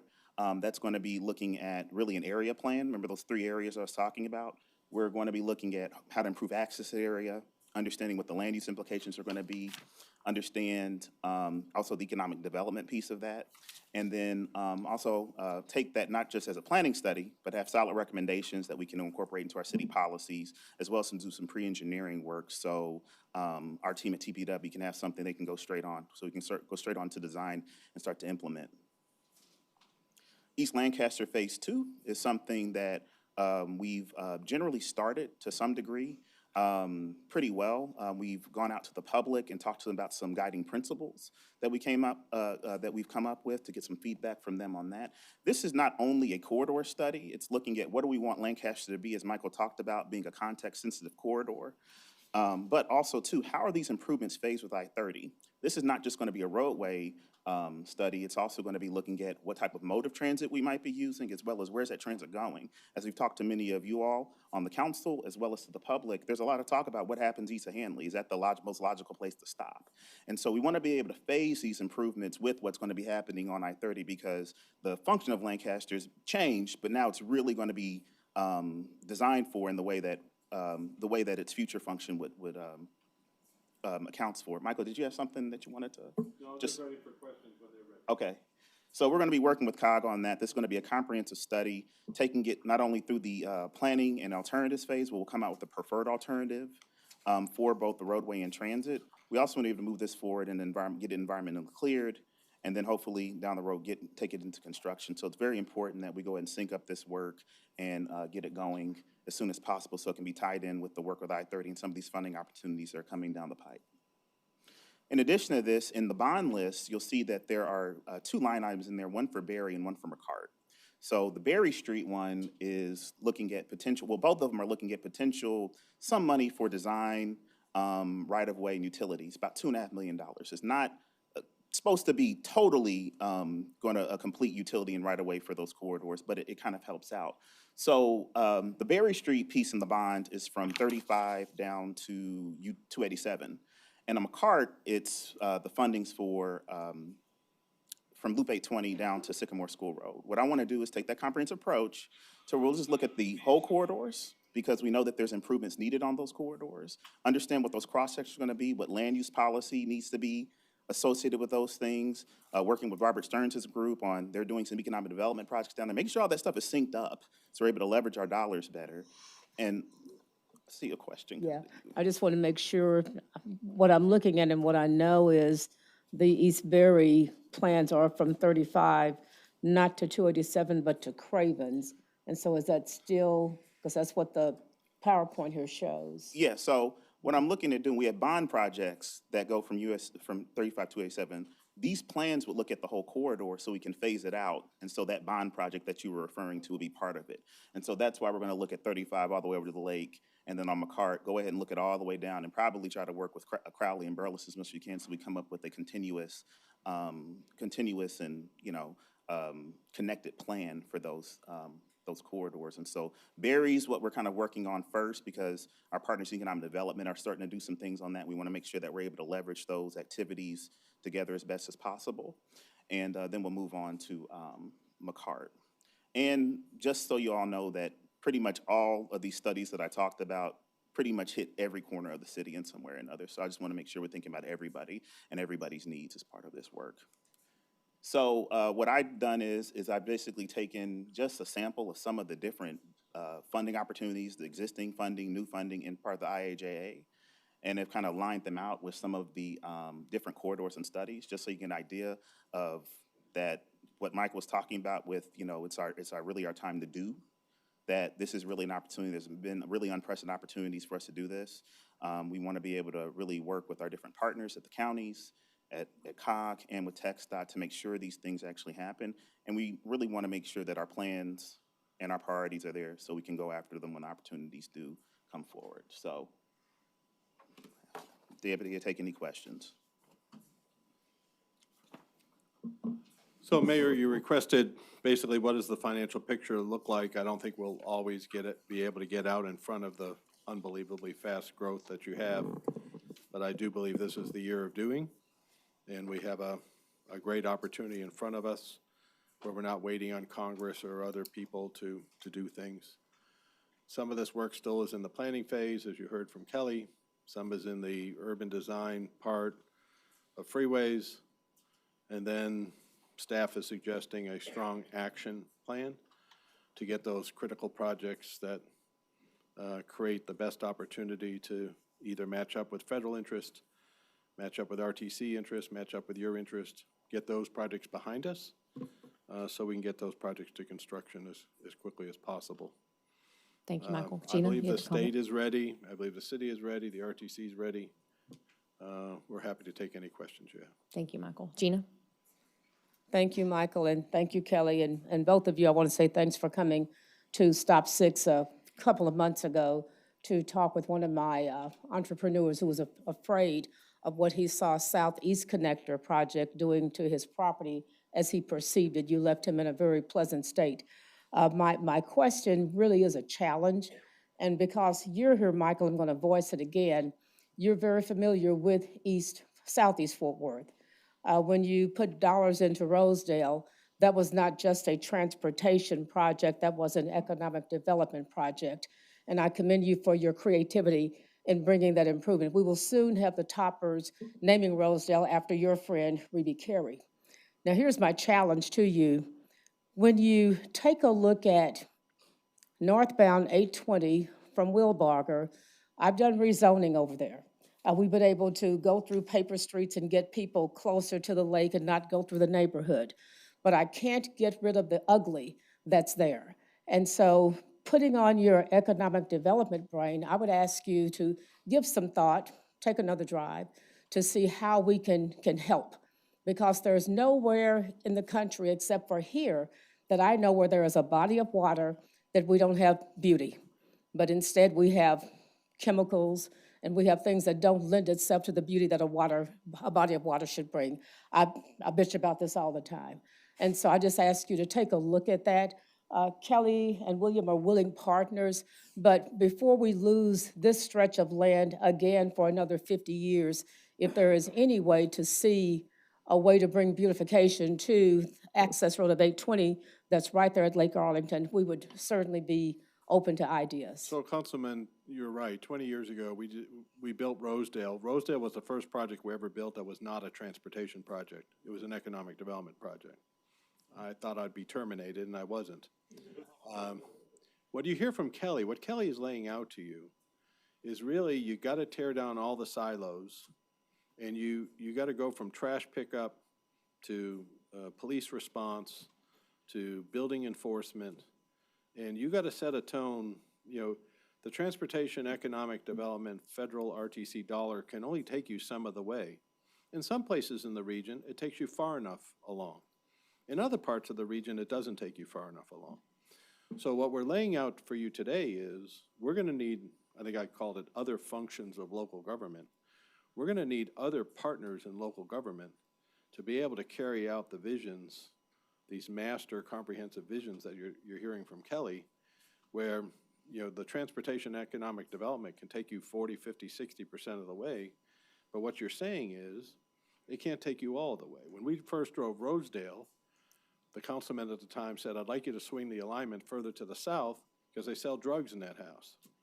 I said, with all due respect, that's why you have a police department. I can't jiggle the center line and catch whatever other problem you're trying to catch in the particular community. That's the vision that we're laying out to you today, and asking the city manager to be able to say, you know what, we're going to start attacking these by tearing down silos across our different disciplines. Pick some of these pilots, some of these harder ones maybe is a good place to start, and see if we can turn around the whole vision so the economic development part is a little easier. Quality of the schools is a hair easier. Pedestrian bicycle connections are here easier as part of that particular system. I say thank you. I just wanted that in your brain because I know it will bother you until we have some ideas, and thank you for the response. Carrie? Just overall, just thoughts in general. I mean, first, Michael, thank you for what you do for our region. I don't know if a lot of folks realize how successful this region is with transportation, although we get frustrated with congestion, but we don't realize how bad it could be. And obviously air quality is a concern as well as congestion. But as far as a metropolitan planning organization, you set the standard here. Don't let us slow you down. For my colleagues, what I say is, and city staff is, we are competing for not just dollars, but also we're running a race to make sure we are ready, to be ready for those dollars. Three of us serve on the Regional Transportation Council, myself, Councilmember Bivens, Councilmember Beck, and we are at a table, with 30-plus other elected officials who are also charged with getting dollars and expedited processes and being ready for having projects shovel-ready so that we can get dollars for our city, and then projects that impact our region, and whether it be the county or the whole metroplex. I'll bring up, the 820 corridor, East Fort Worth, East Loop 820, from I30 or Randall Mill to 121. That was a project that was in design for 30 years. And we couldn't get the money until Governor Abbott's congestion relief program in 2016 became available. We were able to have that project ready. And now it's under construction. It will be a tremendous improvement to East Loop 820. And with that road improvement will come increased drainage. It'll help get rid of some of the uglies that are there along that corridor, because we'll have better road structure, less road congestion. And I feel like that's where we are now. And you had a great message at the last meeting and then today, and that's, this is the year of the doing. And so what I would just, challenge staff with and city management is, we don't want to be the ones slowing these people down and not having our stuff ready and these dollars going to other cities. And all organizations need to step up. It's not just us, it's Trinity Metro. I'm not saying they're not, but we all got to be ready to put our foot forward and to have our projects ready and our pocketbooks open on what we can do for regional mobility. All of us have the tragic story in our own district, as far as loss of life or, how public safety impacts that. But let's be ready. Let's think outside the box. And my last question is, once we get it all financed, decisioned, how do we get it built faster? Yeah, so remember, you don't have to have everything designed to go get the bucket of money and work with the community. So if you got, 80 or 90% of the vision nailed down, is there enough confidence between the council, the RTC, the state, the city staff, to be able to say, you know what, we're fully funded now, we have these principles, we still have to work out legal agreements to put in utility vaults to get equal access to the internet, and 8 people are gonna argue you can't put that in public right away, and I'm gonna argue, yes, you can, because we're gonna argue the internet is now a transportation mode, and we're gonna have to get people to rethink elimination of food deserts and equal access to education and jobs is just as important as A, B, or C. So as all that exercise occurs simultaneously, the critical part, you have to establish the confidence of trust in that process. Or what you do is you wait for the perfect to occur and you potentially miss the financial window. The good news is we're going to study this for 3 more years and make sure it's exactly right. The bad news is you now have no ability to fund the project because those funding opportunities have come and gone. So don't wait on the perfect to fund the good, because remember, you still have to do the design and all the other elements later. And we have an aggressive public outreach program for the consensus building, then the environmental, then the design, then the utility and right-of-way. But in the case of like Lancaster, you have 2 competing visions. One is a big public sector transit item where the stations are in the median. And the other vision we have is you create entrepreneurial jobs at the curb and create economic development in the neighborhood, feeding next generation technology, advancing buses just as fast on the curb as you can in the median. Two completely different visions. We got to get everyone on the same page. So in that build grant or whatever that comes in March or May or June, if I don't have 14 letters all echoing amen, we're not going to win. And Lancaster is a perfect project for this administration. The key part for all of you is if Lancaster gets funded with federal money, that frees up RTC money to bring to other projects that are in your community. It's not like, well, why does Michael like Lancaster and he doesn't like my, North Fort Worth? I like money, I like the color of money, and I maximize it and leverage it to free up the money to go to all the projects we're trying to build. And I think that's, Councilman, what you're laying out. That you're laying out that you're responding to that vision.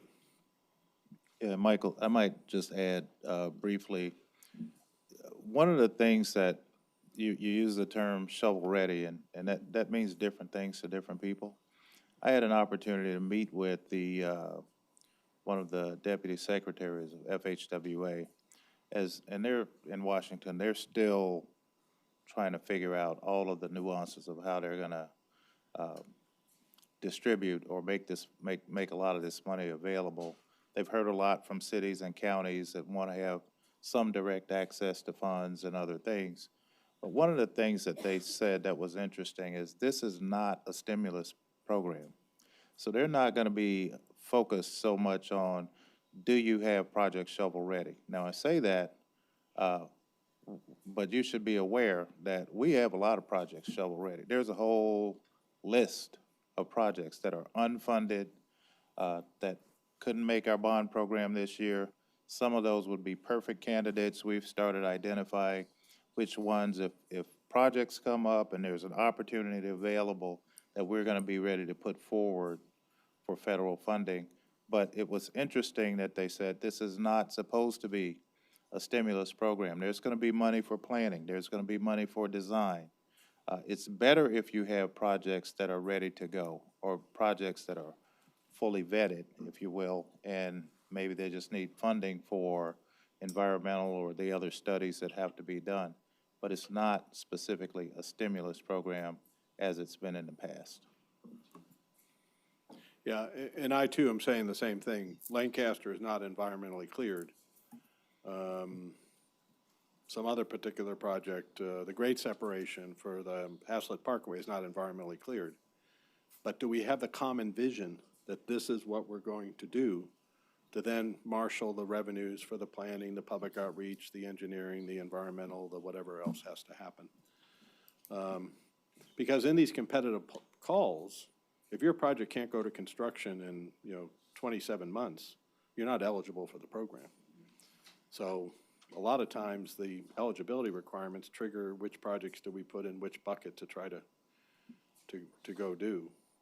And we'll soon find out. We'll soon find out, are we close enough to a consensus or we're not? We can't fund them all anyway. But the ones that do have more consensus on them, let's say the top 10 projects are all important to Fort Worth.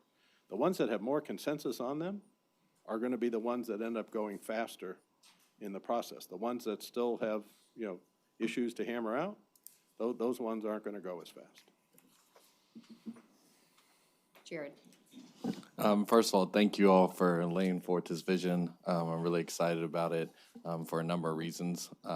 Two questions I have, and I know there's others who probably have questions, so we can probably take some of this offline. But in Southwest Fort Worth, we've had some concerns relative to the Worth Creek Parkway exchange or interchange and its timing. We know the funding's there, but there's been questions about whether or not we can accelerate the timing because of development or recent developments with Tarleton State getting funding from the state for new buildings, in addition to some of the residential development that's getting ready to tee off. And then the second thing is relative to Texas extension. I'm really excited about that and it moving to District 9. I know there's been talks about long-term vision of, carrying that extension all the way down to Southwest Fort Worth. And just wanted to hear y'all's thoughts on the timeline of that as well. And if there's money coming down the pipeline that we can talk about, just doing a game-changing project of, making sure that folks in Southwest Fort Worth are connected to this regional rail system that we're envisioning in the future. So the second question first, and I'll try to go fast to get to all the questions. Yes, the vision is to extend rail all the way through Southwest Fort Worth, past TCU and beyond. The best way to do that is incrementally and make hay while the sun shines. So we think the next bite is to get it down the bottom of the hill underneath the UP main line into the hospital district. Just because you do that, that doesn't mean you're less interested in getting to TCU and beyond. But sometimes it's best to build projects in increments. And because there's carryover funds from the rail line that the feds had to the airport, it's on the clock, and if it doesn't get spent in a timely fashion, that money is lost. So we got to get those encumbered to the hospital district. The RTC has funded your interchange at Tarleton State. It's not on TxDOT's right away, so they're not paying the 20% match. NTTA probably doesn't have the money to pay the match. So we're using our transportation development credits to fund it, which means we're funding it 100% federal. Two issues arise. One is we got to get it environmentally cleared, so we're working with TxDOT and the North Texas Tollway Authority because we have an unfunded interchange very near there that we think can comply with the environmental requirement. The second part is, though, you have an equity issue of, and this is, as the councilman knows on the RTC, we play this card fair across the whole region. If there's an economic benefit to the private sector who is not putting in money, then we explore the TIF district or some other way to capture some. So the good news is the project's going to go to construction. We still have to have conversations. Is there a way the TIF district or something in the out years, 20 years from now, you could help pay back the RTC for the commitment being made today? We haven't had any time to even have that conversation, but it's not going to hold up our commitment to build the interchange. You know what I mean? Yeah, thank you for that. I'd be happy to be a part of that conversation to see what we can work out moving forward. Thank you, Michael. Thank you. Crane, did I miss you? Sorry, I'm just working on, okay, go ahead, Elizabeth. I appreciate all of your time. You know, back in 2008, 2009, I had the fortune of working in the transportation department when we received our stimulus funding then, and we were incredibly successful as a region because we did all of this work to have shovel-ready projects. And we see things like the Chisholm Trail Parkway, you know, finally get turned dirt, and it had been part of the plan since, was it 74 when you first put it in? Yeah. And I just want to say to you, we do need to make sure that we have as many projects ready to go as possible, because we're working in a timeline. We want to make sure we can capitalize on every single dollar. We've already given it to Washington, and if they're going to be willing to give it back, I'm going to take every penny we can. And so, Michael, my charge to you is to work with William, and we have Kelly, who is an amazing asset and comes from a regional transportation planning background. If there's anything when it comes to consensus building or, you know, getting that community support, that's what we're here for. So please feel free not to just reach out to those of us on RTC, but through William and Kelly, and communicate with us so that we can make sure that Fort Worth gets as much as we possibly can. So we're very pleased that your service, your public service with us as a council government's transportation employee did not hurt your career as an elected official. So I'm very happy that we didn't hurt that. But you bring up a very good point. We are using that playbook. It may not be exactly the same, but the Dallas-Fort Worth region built billion-dollar regional projects with that money, and the rest of the state of Texas did not. They built asphalt overlays and other things that have since. And if we did not use that money to build the interchange, we would have never been able to build Chisholm Trail. And if we didn't use TxDOT's money to start the DFW connector, we would have never had all the other phases of the DFW connector that TxDOT has built. So it's because of that ability of working hard to build really good community projects, and you obviously saw that, we are trying to make sure in this process we build really good community projects. I think Carlos had a question, and then Crane. Thank you, Mayor. Thank you, Michael, for the presentation. And I think you touched on it a little bit. I went back and skimmed over the presentation. But in regards to the US 287 corridor and I-35 and US 287 and the Tarrant County line, you'll recall back in 2019 when I started a conversation there with State Rep Kraus about needs, you know, in that area, infrastructure needs, the bridge needs, frontage roads needs. And that led to a conversation between RTC, our staff here at TPW, Tarrant County, and the Fort Worth Alliance to see what we can do to bring attention to it in the form of funds. And again, the focus of that meeting, again, was to, you know, address those infrastructure needs. Where are we with that? In terms, my concern was that I think there was a bit of a disconnect, of course, because of the pandemic. Because I really didn't hear much after that. At the time, I think, if memory serves, TxDOT was about 30% done with their design. So just looking for a little more. So first of all, you were instrumental in doing that. In my presentation, I call that the 287 magnet, is a result of that particular initiative. TxDOT is environmentally clearing 287 from 35 to the county line. The good news is it's comprehensive, meaning it knows where the frontage roads will go and it'll know where the main lanes go. We know right now we can advance the frontage roads without hurting the freeway main lanes. I think the best strategy is to advance the frontage roads first, to tie in these intersections and thoroughfare street improvements where the city wishes these thoroughfares to go and fund them, and leave the existing freeway, other than to adjust the ramp connections, leave the existing main lanes alone, and don't use up your money for the freeway main lanes, but use your money for the frontage road system. That's the partnership that you helped create, that we're working on with TxDOT and the city. We're gonna fund, and we'll know how much money we get from the commission in January, to continue to fund the thoroughfare street connections and the frontage roads from 287-35W north along those frontage roads.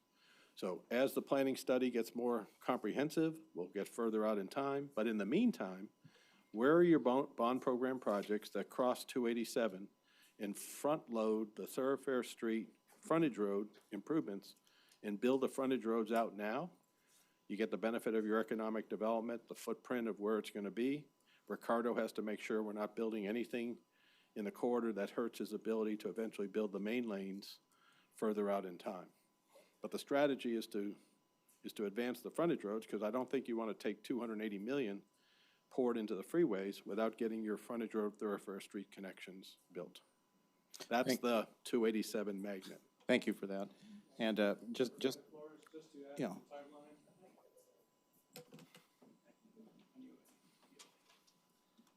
So again, we'll anticipate environmental clearance by the end of this year. So looking at the corridor, we're looking at all existing right-of-way for the most part, very minimal takes. So that should help expedite anything that we do to get it shovel-ready. But again, right now it's just getting the funding, working with Michael, going through our UTP process that we're going through right now. So again, that's where Michael's referring to, that we'll get that funding allocation around end of January.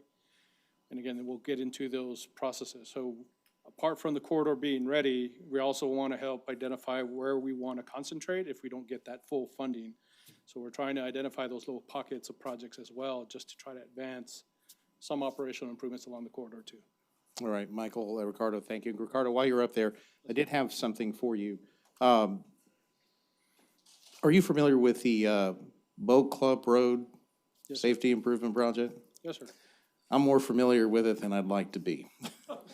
I've gotten a lot of calls about that. A lot of folks think it was a city of Fort Worth initiated thing. I've notified TxDOT about it, notified our TPW department about it. People are really upset, and I'm sure you've probably heard something about it. Yes, sir.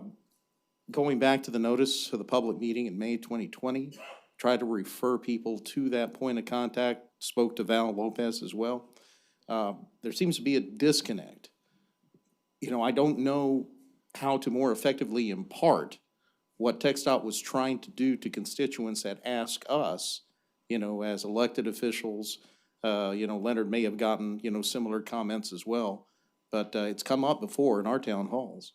So, I would ask that, I don't know what you're doing in terms of an entity to look at that again. I mean, what's done is done. The concrete islands are in place. I drive there from time to time and I see additional work done.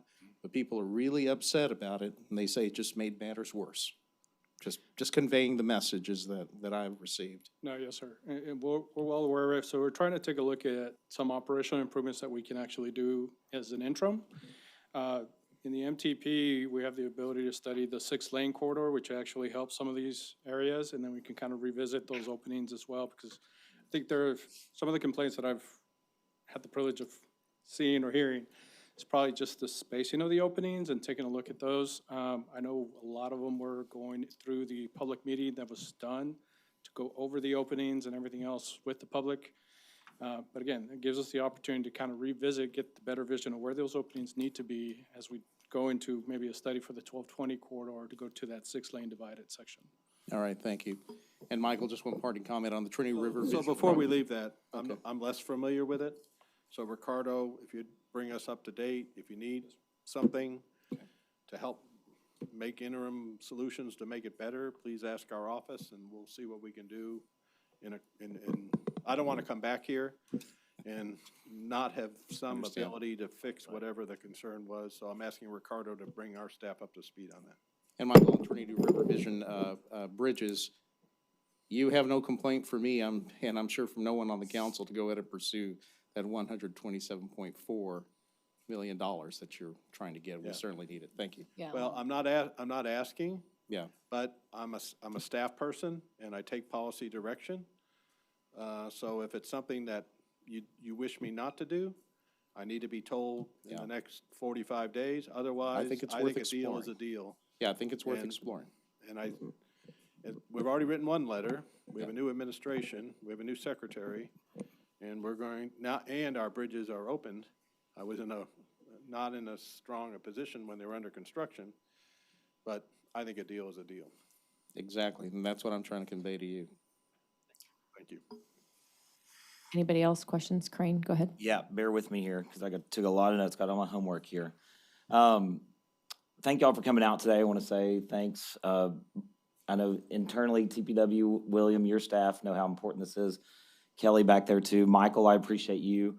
Back in probably June, us having a meeting via Zoom to discuss all the issues on the west side of Fort Worth. You followed up a few weeks later and put together a little comprehensive list for me that I've had in my folder since that time. You know, I wanted this briefing to happen the way it did. I think in early fall, called to see how we get everybody to the table. Ricardo, I appreciate you being here today. I've made several attempts to try and talk to your boss, who I haven't been able to connect with. So I'll let you take his predecessor was much more accessible than he has been. So I'll let you take that back to him. What I'll say about this, I appreciate there's lots of words here, forward thinking, et cetera. I know you are, and I know you are looking at all that piece, but I have the problem on the west side of Fort Worth, outside 820, that's growing at an unprecedented rate, and we're not solving that problem. I got Gary Hogan back here. That is my man out in Chapel Creek. I gave him my business card while we were waiting. Perfect. And he's my guy out there that helps us sort of figure out what's happening. So I appreciate every people that have connected with him, but I'll keep on this because he's on me to make sure that we're looking at this. Kelly, or someone, can you go back to slide 5? I just want to understand something that's there. It's on the record right there. So the right-hand side, I'm trying to figure out what it looks like. It's a road that goes into 30, and I think the top is that old Weatherford Road. You see what I'm talking about? It doesn't exist at this point. It's the master thoroughfare plan. And it looks to the left of that is Walsh Parkway. And to the right of that is another dotted line. I just want to figure out what that is and where it's connecting, because there are thousands of homes going to that area, and there are 2 ways out for them right now. One is White Settlement Road, which is highly inadequate, and the other one is Chapel Creek Bridge, or Chapel Creek, which is great. I'm glad we got that bridge built, but it's not serving everybody that's there. So we've got to figure out how we're going to give some relief to those people to get out of there. I'm out there all the time, and it's just not adequate to get out there.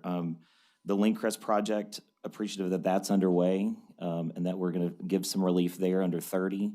I drive that way all the time, and the traffic routinely backs up past Ridgemar Mall. And that affects everybody in the area, not only us, White Settlement, Ridgemar Mall, Ridgemar, West So, Overhills. Councilman, you're supporting our funding of the Interstate 30 improvement? I am, West- for sure, Okay. for sure. If you need to get that on record, we got that on record. Okay. So there we go. And then I'll say this, that there's environmental study, the 820 to Camp Bowie. I think that's great. I just want to make sure, well, I'll save that comment. And the Camp Bowie to Chisholm Trail Parkway, I've seen sometimes we study things to death, and I know that we know that there needs to be some relief there. So I hope that we look at those projects, look at what that looks like, because everybody's coming. You know, they're coming. They're not stopping at this point. And I think in that point, one of the things Carlos said, I'll drill down a little bit there. It's about communication. Y'all don't get the calls when someone is on the street, or we get the calls. Yeah, we get the calls, but you probably get them, you get more of them and Right. probably louder than we get them, but it's not like we don't get the calls. Right. Maybe you get some, but I'm telling you, no one's looking up COG when they're calling and you know, trying to figure out what's wrong with their street, why things aren't happening, right? You are. I am. And that's why we're here today. I think what we owe you is, see what happens and why. Well, let's be clear, Michael, it's not what you owe me, it's what you owe all those residents out there, citizens. We owe the citizens of Fort Worth Yeah. and the citizens of the other communities from downtown Fort Worth all the way west of Weatherford. Right. We owe them a series of sequence diagrams on what is happening on Interstate 30. So Right. what happens is we go in and build this bridge, and then we build this north-south connection, and then we deal with the lane drop.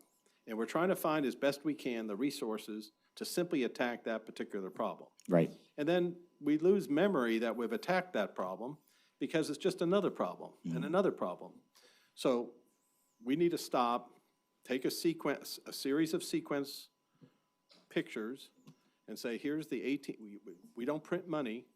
Here's the sequence of projects that we're going to have from west of Weatherford to downtown Fort Worth. And we owe that to the citizens that travel that particular corridor. And I'm glad you said it that way, because I think Gary would back me up that he's been asking for that for years. To me, I met him an hour ago. No, I know you met him an hour ago, but we can keep going back and forth like this if you want. I'm just trying to say that we owe the citizens out there to make sure that we're looking at it, and we don't end up in with the problems. I have heard Ford thinking it's the year of doing, let's get ahead of it. That's what I'm asking at this point. Yeah, but I don't want to mislead you. You are going to grow faster in the western part of Tarrant County. You're in one of the fastest growing parts of the United States. We are not getting enough money to keep out in front of the magnitude of that particular growth. We're going to do the best we can. We're going to stage it as best we can. But today I cannot stand in front of you and say the amount of resources we're getting and all the needs that Fort Worth and the rest of the region has, we are not going to totally solve that. Now, we can communicate better. We can lay it out in stages. That's the commitment that I'm making to you. I appreciate that piece. And that's what I'm asking, is that we communicate it, that we know that there's a plan, that we're thinking about that. Because it's not just Fort Worth. You got Parker County, and arguably it'll go into Johnson and Hood County too, which are also part of, a fourth or a third of the COG service area.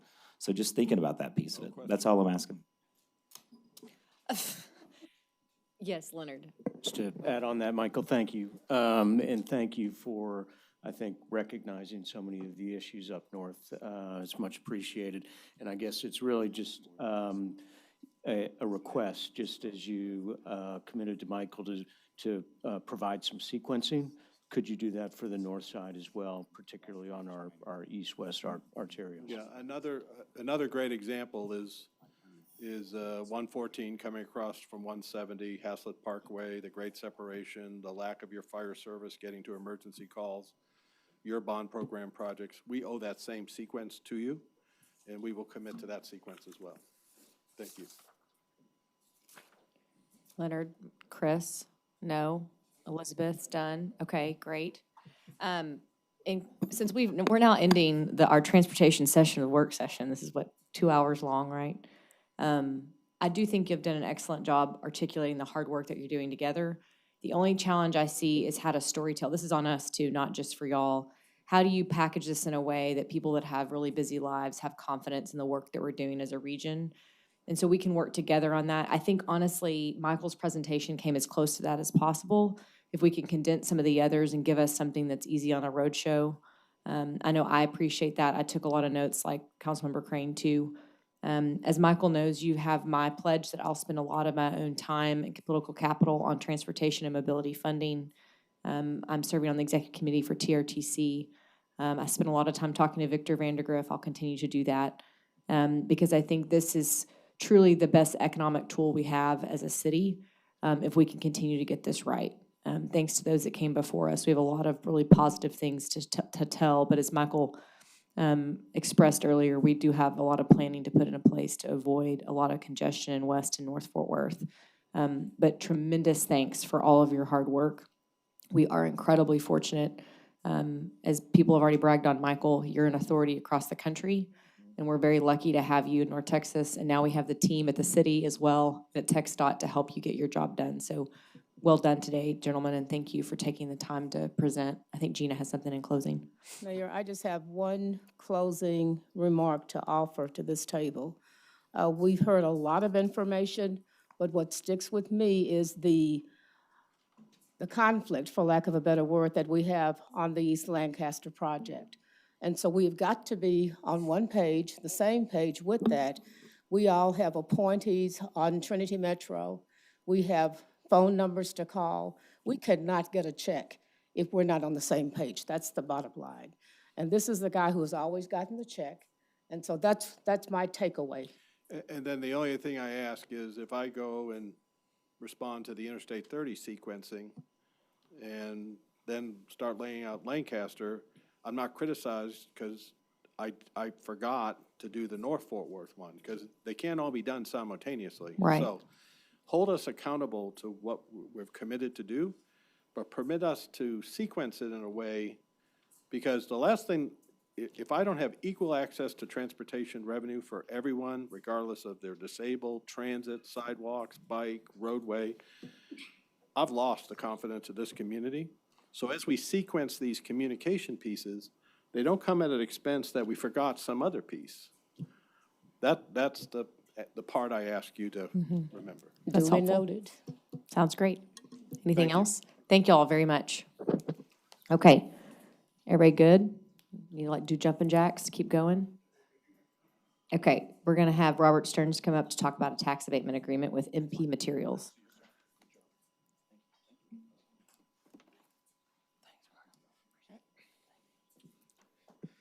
Thank you, Mayor. Good afternoon, members of council. Robert Stearns, Economic Development. We don't need to stretch our legs a little bit after our lengthy transportation workshop, but here to talk to you about a proposed tax abatement with MP Materials. This is a project that you sure we don't need a break? No, I'm not gonna leave you understanding. Okay, just checking.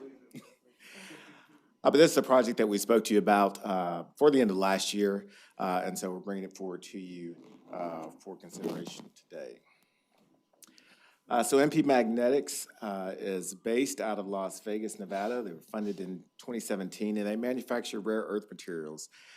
Their products are used in various applications: automotive, clean health, aviation, and digital.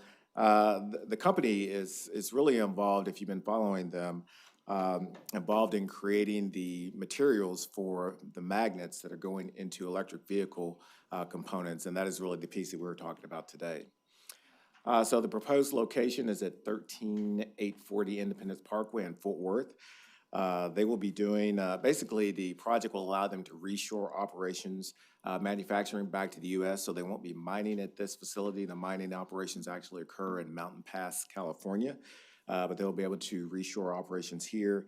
And they've also recently entered into a supply agreement with GM to power up to 500,000 EV motors per year, and that's going to be generated out of this facility. And it will also be the business and engineering headquarters for a subsidiary, MP Materials. So the project overview will be a 200,000 square foot building. Proposed capital investment will be right at $100 million between the construction cost and the business personal property. They'll initially start out with 30 full-time jobs, and then those will raise up to 90. They're projecting that we'll have about 100 full-time jobs at full operation. Average salary will be above $80,000, and 15% of those construction costs will be with business equity firms.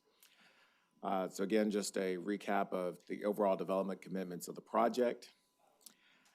Here, let's talk about how we're kind of stair-stepping this agreement. So again, 5% of the tax abatement will be based on the overall investment of $100 million in real and business personal property.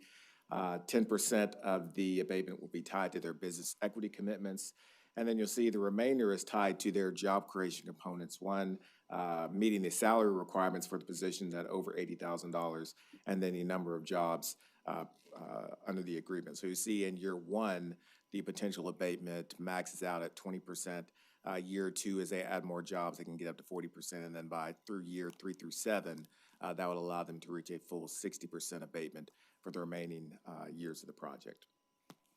This overall abatement will be capped at $2.7 million. And so what we're proposing, again, $100 million of investment costs by December 2023 for the construction costs, 2024 for the business personal property, 30 FTEs to start by December 2023, rising to 90 FTEs in years 3 through 7 at average wages of $80,000. The proposal is a 7-year, 60% tax abatement on the incremental increase. That turns out to be about a 2.7, just under 2.8 million of estimated benefit. City participation is just under 3%, with a public to private ratio of 36-1. So $36 of private investment, for every $1 of public investment. Over that same 7-year period, the city should net just under 1.9 million ad valorem taxes for the development site, and we have a payback period of about 4 years on the project. So staff's recommendation would be to move forward with the 7-year tax abatement agreement. We would have a public hearing to create the reinvestment zone on the January 25th agenda, and then a council consideration of an M&C on that same date. I'll answer any questions you may have. Any questions, council? Very exciting, Robert. I know how hard you and your team worked on this, so sincere congratulations. Thank you, and I want to thank Kelly Baggett, who's in the audience on my staff. She worked really hard on this, so thanks, Kelly. Good job. Thanks, Kelly. Okay. Moving on. We have the community survey results. Who is it? Mark McAvoy is going to present. Hi, Mark. Hi, Mayor and Council. Thank you for allowing us to come up. I'm excited to be able, and for the sake of time, I'm just going to introduce Chris Tatham. Chris is the CEO of ETC Institute, who is our survey partner and has been for the last 20 years. And Chris was here last in February of 2020 to present the results of the 2019 survey, and he is back this afternoon to present the results of the 2021 survey. And so with that, I'm going to turn the floor over to Chris. Chris? Well, thanks, Mark. Mayor, members of the council, I don't know a lot of you, but I love your city. Fort Worth was actually the first big city outside of Kansas City that I did a survey for back in 2002. Over the last 20 years, we've now surveyed over 75,000 people in this community for the city, for the county, for Cook's Children's, NCTCOG, TxDOT, Trinity Metro, and many others. So I feel like this is a community that I really care about. I personally come back to do the presentations for you because the city means a lot to me. So hopefully today the highlights that I'm going to share with you will help you in your decision-making moving forward. If you're not familiar with ETC Institute, we're based in Kansas City. We now have offices all over the world. In fact, we're doing a big survey for Addis Ababa, Ethiopia right now, and they actually liked your survey, and they're using it to model the work that they're doing there. The goal of our company is to help local governments use input from residents as part of the decision-making process. We did a survey 3 years ago, and we asked people, had you been to a public meeting in the previous year? And a whopping 7% of people actually said yes. When we then asked them why they went, the number one reason was to see somebody get an award or recognition or get it themselves. Number two, they wanted to express their dissatisfaction with something the city was doing. And number three, they wanted to cause a change or advocate for change in the community. Average residents don't show up to public meetings, and as a result, without a tool like this, you oftentimes have a hard time hearing from what the average resident thinks with regard to satisfaction, service delivery, and priorities. The city of Fort Worth has been committed to doing this for a very long time. You're probably the most consistent performer I've seen in the 20-some years that I've been doing surveys. I've seen many cities do well at one point in time and they get comfortable. And then they collapse, and some have come back over the last 20 years. But year in and year out, Fort Worth has consistently delivered high-level results. This was a particularly challenging year because it was the pandemic. So part of the reason of doing the survey is how have expectations and satisfaction changed? How have things and priorities compare now to what they were before the pandemic? And certainly help get input on priorities. You may wonder, why am I presenting today? you're going to see one of the big priorities for the community is transportation and infrastructure, which we've been hearing all day this afternoon. The survey itself is a statistically valid survey. That means we randomly select the participants in the survey. It's not a self-selected online, you just do it yourself. We engage people by mail, email, and text these days. We even let people call in and do it on our call center if they like to. But the key thing is the addresses are selected at random, so you have to live in one of the places that we selected in order to participate. We make sure we get at least 200 surveys in its district, and the overall results are statistically valid both for the city and each of your council districts. And that way you can actually see how your constituents feel about various services. We also collect address information, so you can actually see how people respond in different parts of the community. Today I'm going to show some of the maps just by council district, but there's all sorts of ways to slice and dice the data. We also make sure that the results are demographically comparable to the city's census population or census estimate with regard to age, race, and other factors. You can be sure that when you look at this sample, it actually reflects the city's population. So with that said, let me kind of jump in to some of the major findings. If you're tired of all the presentations, this is the only slide I ask you to pay attention to because it's the highest, it shows the highest overall priorities. And what you'll see at the top is overall satisfaction with the city as a place to live and work remains high. You're actually setting the standard for most large cities across the country in that regard. Residents actually feel safer now than they did before the pandemic.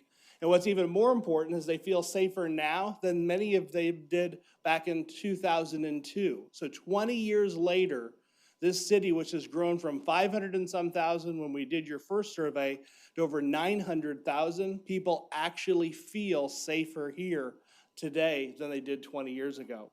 Satisfaction among most major services has improved.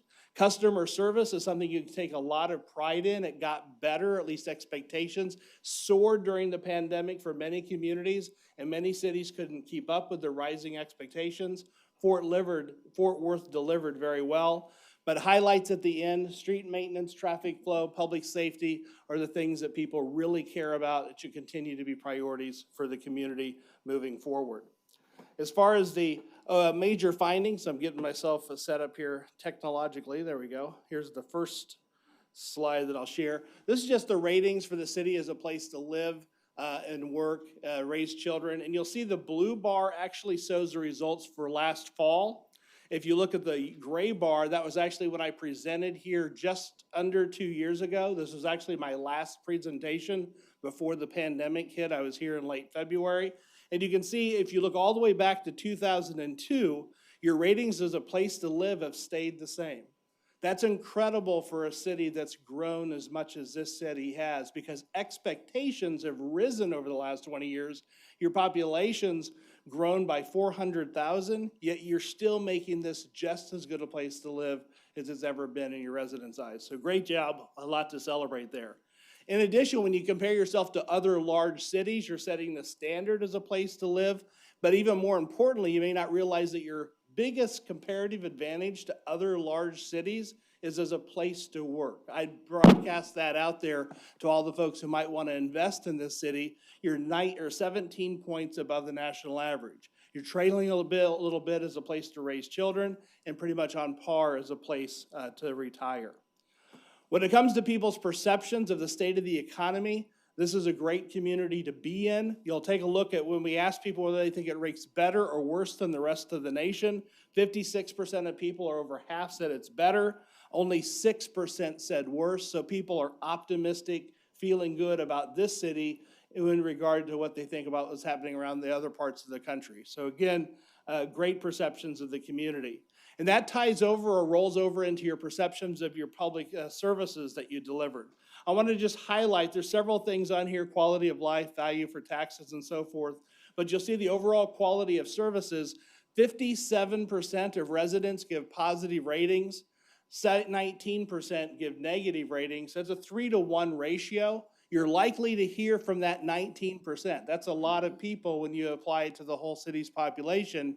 You're probably not as likely to hear from the people who are feeling really good about what you're doing.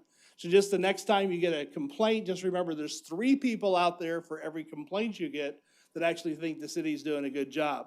In addition, value for taxes is always a challenge. People don't love and say, hey, I love to pay taxes, but you'll see people are actually more likely to give favorable ratings for the value you provide, 43% combined positives to just 27% negatives. So there's a lot of good things that are happening in the city. When it comes to the highlights, I want to just highlight the perceptions of safety.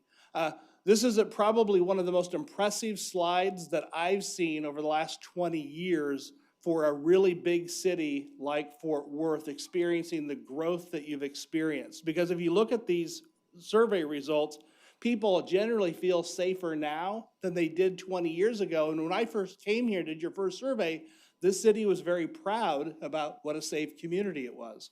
For example, I feel safe in public areas, and there's some that are listed, has gone from 81% to 92, which is actually up from pre-pandemic at 91. Feeling safe in neighborhoods has stayed about the same, a little bit less than it was 20 years ago, but it went up 4% since the pre-pandemic survey. Feelings of safety in city parks is up 11% historically and up 2% from 2 years ago. Same thing in safety in neighborhoods is up 2% from 2 years ago, though down a little bit long term, and safety perceptions in schools have stayed the same. So this community definitely continues to feel good about safety in general. One of the other things that we notice on this survey is that for most of the services you provide, satisfaction levels have improved, and many of them have improved long-term, which means you're continuing to deliver great services in spite of the rapid growth. There weren't a lot of statistically significant changes, but I do want to highlight the customer service rating because it was 85%. It's about the third, fourth, the one down from the top in 2002. You've then grown to serve a population of the community about 400,000 more residents than you did in 2002, and you're actually serving them better today in an era where technology and service expectations are higher than they've ever been. So congratulations to your team for implementing that, and you can see that improved a couple points from the pre-pandemic levels. The other thing you've noticed significant improvements in long-term are the management of your stormwater. It's gone from 77 to 84% over the last 20 years and continued to improve from the last survey. But as you get to the items down to the bottom of the sheet, you'll notice that overall satisfaction with code enforcement, traffic flow, roadway delivery, and overall maintenance, those have all seen some decreases over time. And those are very high priorities. And so I think the discussion you had leading into the survey results is very consistent with what residents are feeling. In spite of that, though, take a look at traffic flow. It's only dropped from 63 to 56%. Imagine what would have happened if you hadn't done all the great projects that you've done over the past many years. A lot of metro areas have really suffered because they haven't kept up with those expectations. The other thing I want to highlight from this year's survey is your customer service. I mentioned it before, but the pandemic tested pretty much every community in the country's ability to respond to the needs of residents. And many communities saw a significant decrease in customer service because frankly, the cities weren't able to respond to those needs. You'll take a look at this chart for almost every area that was assessed compared to 2 years ago. The overall ratings are better. The perceptions of the courteous and politeness of your staff is up 3 points. And even compared to 20 years ago is up 5 percentage points. How easy it is to contact staff stayed a solid 81%. Giving people prompt and accurate questions was up a little bit lower than it was long term. Following up and actually doing what you say you're going to do, and then helping people resolve issues to their satisfaction all improve. So great job for the folks who are managing interactions with the community. The other piece that's important, and I don't have a lot of maps in today's presentation, they're in the full report, but you do it very well throughout the city. What this map shows you, you're looking at, well, there's the city of Fort Worth in blue. Well, the entire city is in the same shade of color. That means that you're equitably providing customer service throughout the city. You're not neglecting one part of the city at the expense of the other. And that's really hard to do in a big city that's growing as rapidly as Fort Worth is. Another one of the findings that we found is that although you have heard a lot of great things that you're doing, you don't do the survey just to basically know how awesome you are. Some cities do, but I know this city actually uses it. You actually want to find out, well, what are the opportunities to do better? And so we asked questions about the major categories of city services, And you'll see them listed here, kind of from best rated down to the lowest rated, and things like public safety, your libraries, water sewer, your building maintenance, your customer service, all have lots and lots of high ratings. But as you work your way down to the bottom, you'll see your traffic flow, your street maintenance, and your roadway project delivery. Again, those transportation-related issues are areas where we have the most dissatisfaction. In fact, those three each have more than 4 and 10 residents giving negative ratings, and they all have more residents who are dissatisfied than they are satisfied when you look at that. That's the one exception for those three. In addition, when you look at the maintenance ratings on some of these other items on maps of the city, you'll notice the north, which I heard a lot in the last presentation, generally gets lower ratings for the maintenance of streets and facilities. It gets lower ratings for traffic flow. You can see that not everybody in the city, though, is cranky with traffic flow. You'll notice that the folks down in that area, the bottom, south and west, actually give somewhat higher ratings for the overall flow of traffic on streets that are within 1 mile of their home. Roadway project delivery, a little bit lower to the north. And then you'll see one of the areas that the southern parts of the city give more negative ratings for have to do with swimming pools. And so those are some of the differences that are in the report. I'm just highlighting a few of them in today's presentation. When we asked people what the top priorities were, public safety, street maintenance, traffic flow were the top 3. Our firm then does some analytics to help you take all this survey data and say, well, what should we focus on? At the end of the day, there's lots of information here. What should we do? We have an analytic tool called the Importance Satisfaction Rating, which essentially objectively assesses how well you're doing in each of your major categories of services, and also how important those services are to people. The idea is if nobody cares about it, you could spend millions of dollars and nobody would notice, or they'd actually think that you were wasting dollars on something that wasn't important. What this does is it helps you identify is where do residents think things are important that they're also less satisfied with, and the items with the highest ratings tend to over time yield the most overall improvement in satisfaction long term. And you'll see investments of streets and traffic flow are at the top of the list, followed by your next tier, which are your public safety, code enforcement, and roadway project delivery. So as you're looking forward, these are the big buckets that will probably have the biggest impact on future satisfaction ratings with the city. If you're not a visual, or excuse me, if you're a list person, you're gonna find out right now if you're a left or right brain person, because if you like this first in order, and this is your preferred list, your left brain. If you're more creative and like the picture, this is for you. This is the same information, but from left to right, it shows essentially how important the item is. So the things on the right are more important, and from the bottom to top are the satisfaction ratings. And what we're looking for are the things that are in the bottom right quadrant. These are things that are more important with the lower ratings. And this is where it's in. You can see traffic flow, street maintenance, and city codes, and you kind of work your way kind of counterclockwise, and that follows the list you saw on the previous page. In addition to doing it kind of by major buckets for the city, we also did this analysis for each department, or kind of the departmental categories. And I won't spend a lot of time on this, but when it comes to public safety, the number one opportunity to enhance perceptions of public safety in the city is crime prevention. And a lot of times that has to do with education and letting folks know what you're doing and being responsive to their needs. And that is clearly the number one. Having visibility of police officers in neighborhoods was second, and just overall police protection. That's usually at the top of the list if there's really no other area to improve on.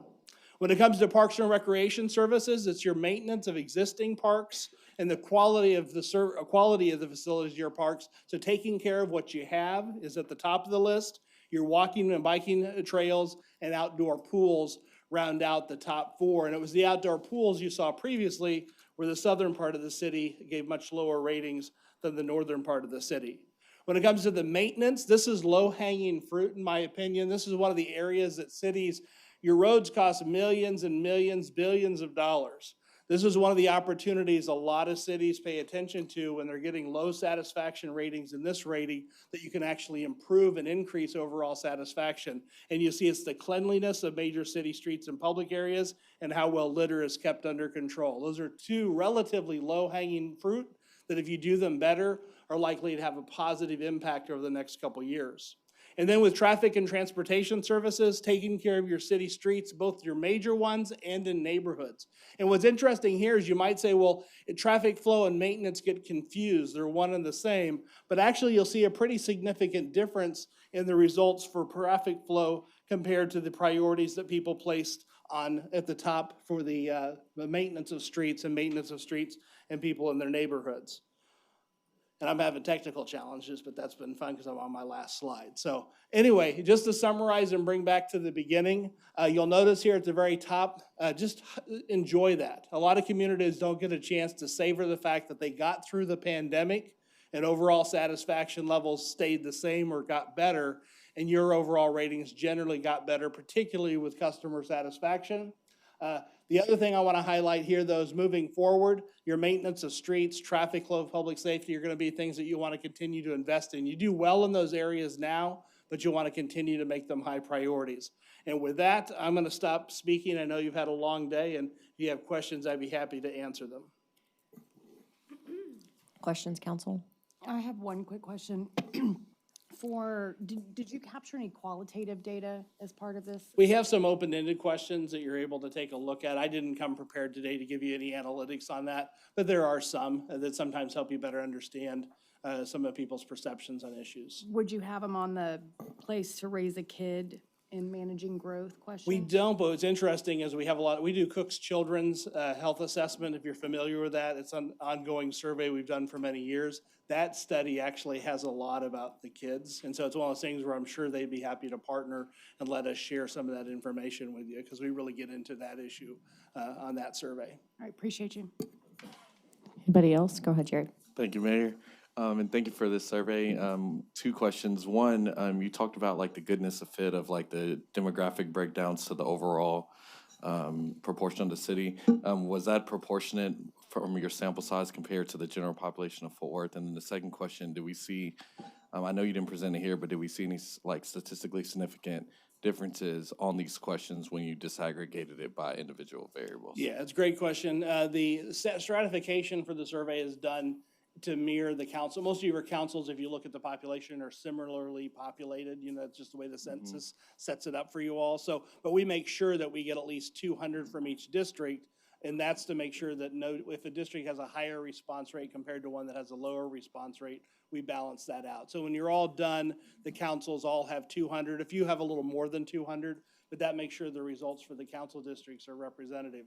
The second thing that we do is we actually take the census data for race, age, and other factors, and we monitor that at the city level. So as you get down to the council districts, it may not be as accurate, but we're still making sure that it looks good compared to the census. And then we did provide crosstabs and do other analytics by race, by age, I think even by years of residency, and I don't remember what all the results are. I can tell you there are differences. And so we've actually helped work with the city to provide a data analytics dashboard that helps you really drill into some of those sorts of details to equip the staff to look at it in more detail. Thank you for that. I'm always cautious when looking at data and especially survey data that the details are in the disaggregation, right? And we may get some trends that in their aggregate are really nice and look good, but when you disaggregate it, there probably are disparities or differences along different questions. And I don't know if we've done I would love this. to see those. We can check on it, but a good example, I know I was in Oklahoma City, and when they looked at it kind of by district, their overall quality of life rating had gone up 1 percentage points,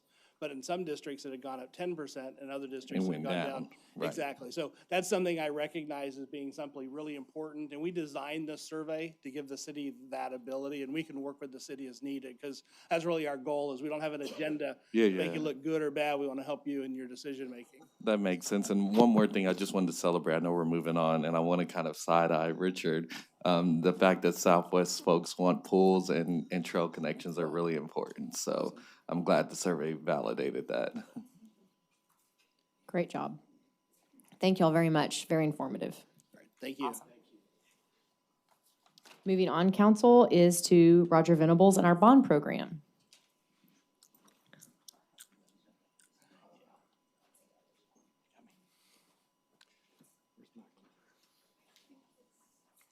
Oh, took it over here? Uh-oh, which one? Roger, as you're getting up there to embarrass you, I had a lady pull me aside after she'd heard you present, and she very seriously looked at me and said, "That man that does your bond presentation," I said, "Roger Venables." She said, "Yes, ma'am. He could sell a Bible to the devil." And then she just kind of turned around and walked off. It was meant as a compliment, I'm fairly certain. She liked you, put it that way. Well, okay, that's good, that's good. Well, Now you can speak. Go now ahead. I can go, right?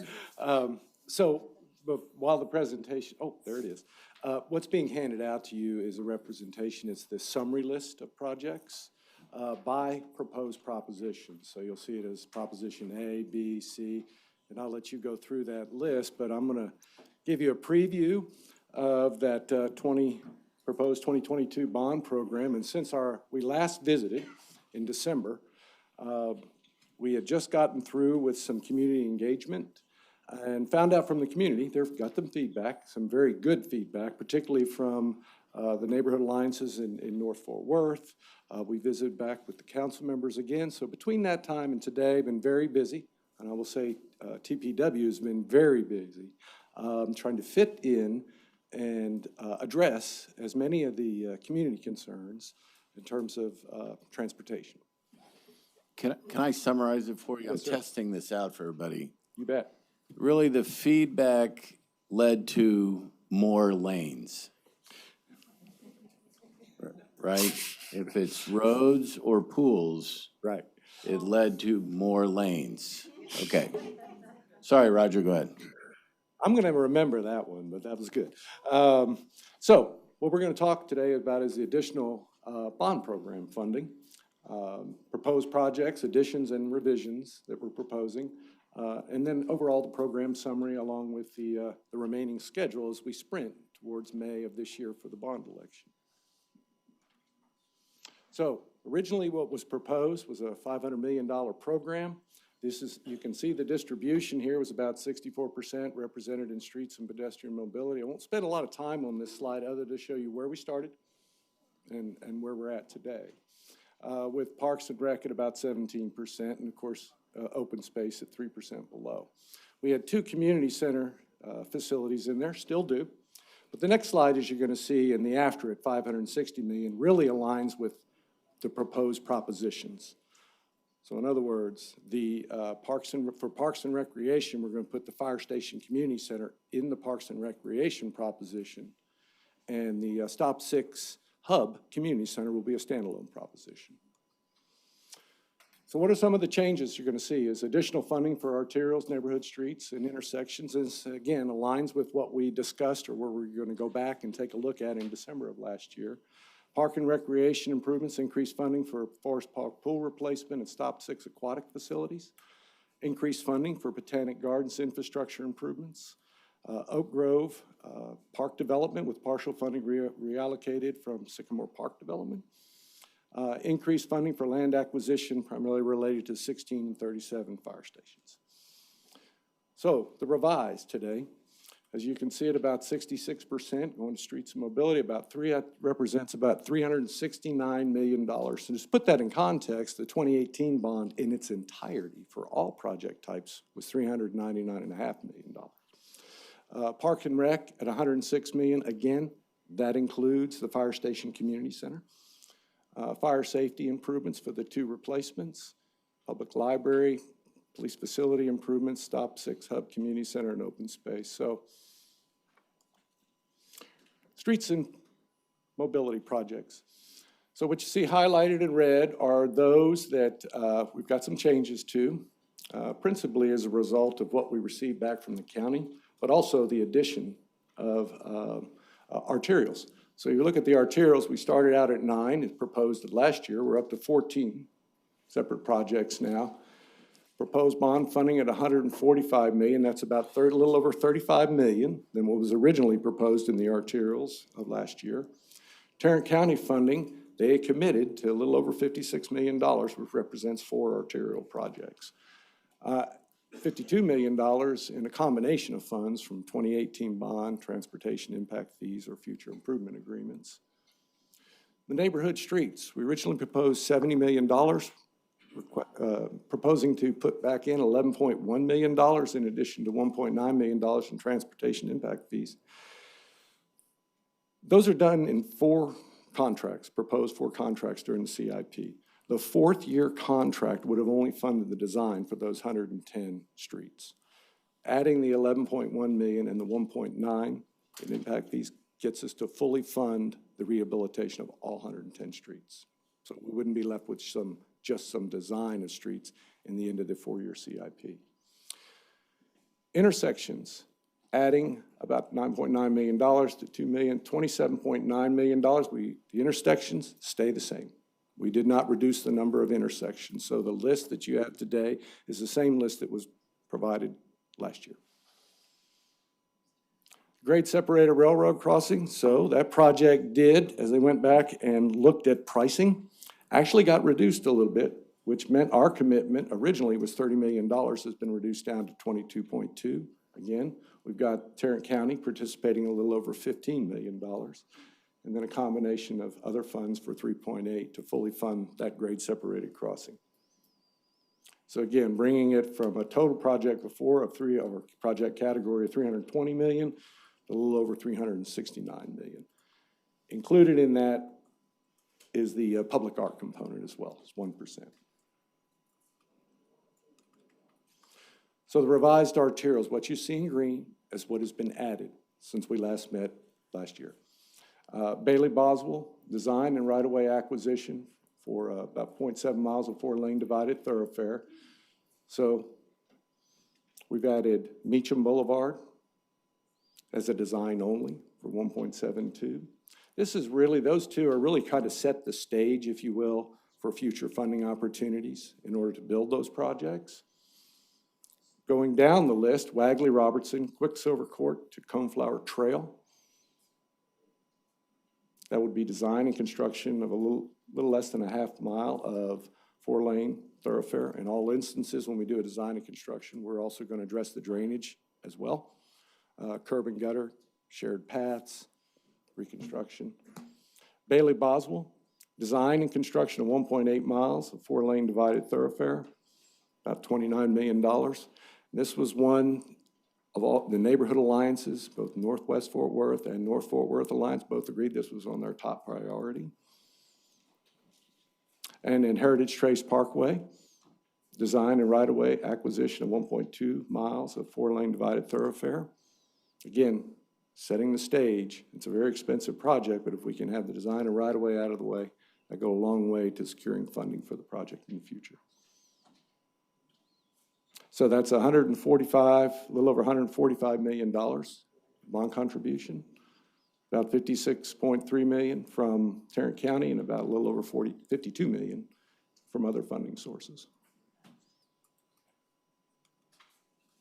This just gives you the map showing the location of that. We'll have that as a separate handout for you and submit it to the council members, but it may already be in your agenda.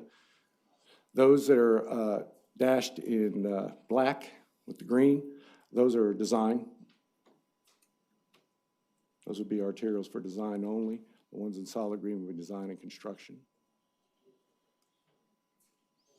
So in the revised park, the only thing we've got as an add-on is Oak Grove Community Park. And visiting with Councilman Nettles, he was very interested in being able to develop this park, particularly in the southern portion of his district. It's a park that we purchased in 2015. It's a little over 67 acres. It sits at the northeast corner of Shelby Road and Oak Grove Road.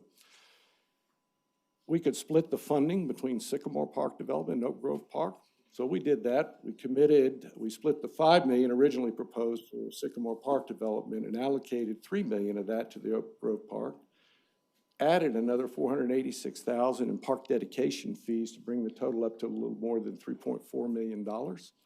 This would handle the master planning effort, some design and construction of some of those master planned elements. Well, with Sycamore Park Development, we kept $2 million there and added another $2 million from gas well revenue. It could be freed up to put to that. So it really only resulted in a 20% reduction in what was originally proposed at $5 million. So we would be able to move forward with a good deal of those elements that we still wanted to construct that came out of the master planning effort with Sycamore Park. What you see in green are those that we've made pricing adjustments. The Stop 6 Aquatics facility, again, moving from 4 lanes to 8 lanes. Fort Worth Botanic Gardens, 4.6 to 7 million. Again, we talked earlier about going back and repricing projects, and the BRIT has done that. They've come back and they've asked for additional funding because they've seen some price increases in some of the planned infrastructure projects. So this would be raising that to $7 million. Fire Station Community Center replacement, that's just a rounding from $11,572,000 to $575,000. And then the Forest Park pool replacement is adding lanes at the length that the community was interested in. Also have an interactive play area, zero depth entries, tube slide. So some of the things that amenities you'd see with aquatic facilities. That's really the only changes that took place with the Park and Recreation. On our facility projects, really Fire Station 16 and 37 is looking at additional land costs that we've seen. Probably no surprise over the last couple of years, we've seen significant increase in land prices. So we've had to add more to Fire Station 16, 37's replacement sites. All the other categories stay the same with the Far Northwest Library, the Stop 6 Hub Community Center, and the Northwest Patrol Division.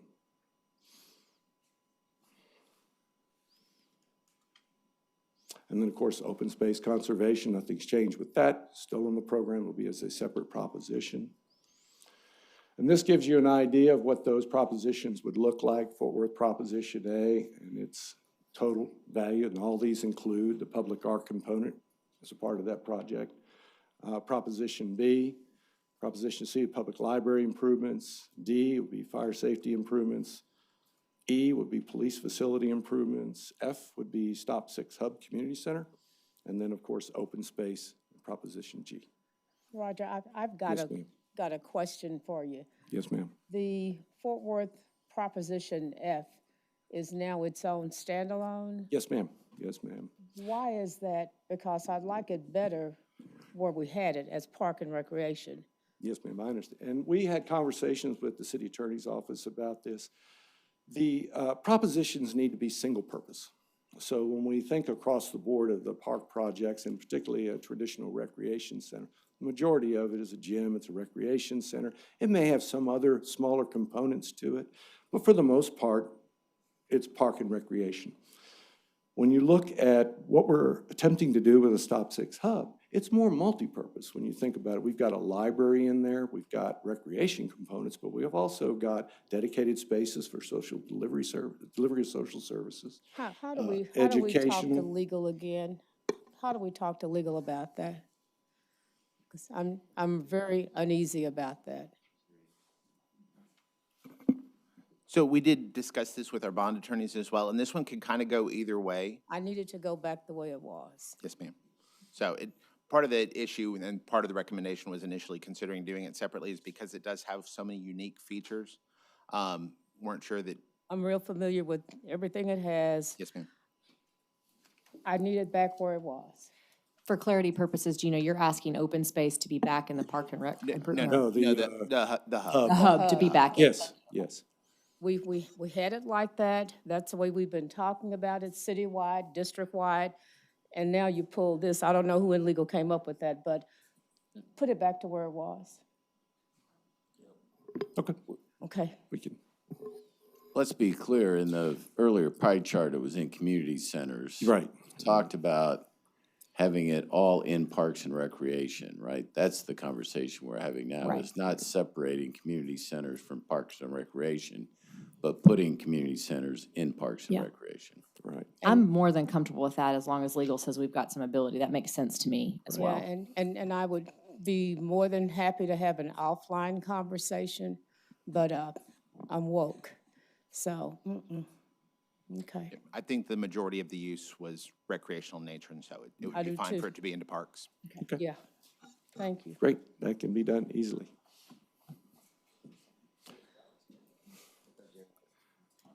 So here we are again, moving forward. Can I jump in Jared, I before think we has move? some- Oh, I'm sorry. Yeah, no problem. Councilman. It's in the same vein. Well, two Yes. questions. One, Yes. thank you for all of the hard work on this. I'm going to reiterate it. The folks in Oak Grove and in the Garden Acres area have some significant infrastructure challenges. I mean, I didn't see anything on the western portion or eastern portion of District 6 being addressed, especially in that area. So I want to lift that back up for the record that we're addressing that in some kind of way. The second thing is similar. I noticed that open space is its own proposition. And it almost makes sense to be in Parks and Rec since Parks are managing the open space program, but just want to hear thoughts on that. And I would also recommend it being in Parks and Rec. I think on that one, the recommendation has been consistent from the beginning to keep it separate. My understanding, and David can speak to this a little bit more, is that while generally the open space is anticipated to be kept long-term as, open space, reserved areas, recreational, it's not technically going to be dedicated parkland. And there's, I think, an unlikely likelihood, but there's a possibility of some parcels being initially acquired as open space, and they wanted to keep the flexibility of, well, if there's an economic development project, we might want to be able to sell that property and then buy other land to add to the open space inventory. And dedicated parkland can't be sold without being put to the voters in an election. So a little bit more on that. So I've seen where open space is successful on its own proposition in many, many, many communities. We are also mixing monies with open space, right? We're using gas well revenue, we're using water and sewer revenues in order to acquire open space. And so I do think we think of open space as, I do think we believe it is permanent open space, but not necessarily entitled as parkland, because then that brings some very restrictive, I don't know what the right word is, state regulations that go on the property that don't go on when we acquire open space. So would putting it under Parks and Rec prohibit that? Any? I think the issue is we think of it as open space and permanently green space, right? If you look at it and it becomes or is thought of as a park, whether you name it a park or whether it's under the Parks Department, right, it is considered a park or can legally be considered a park, and then attach all those restrictions to it.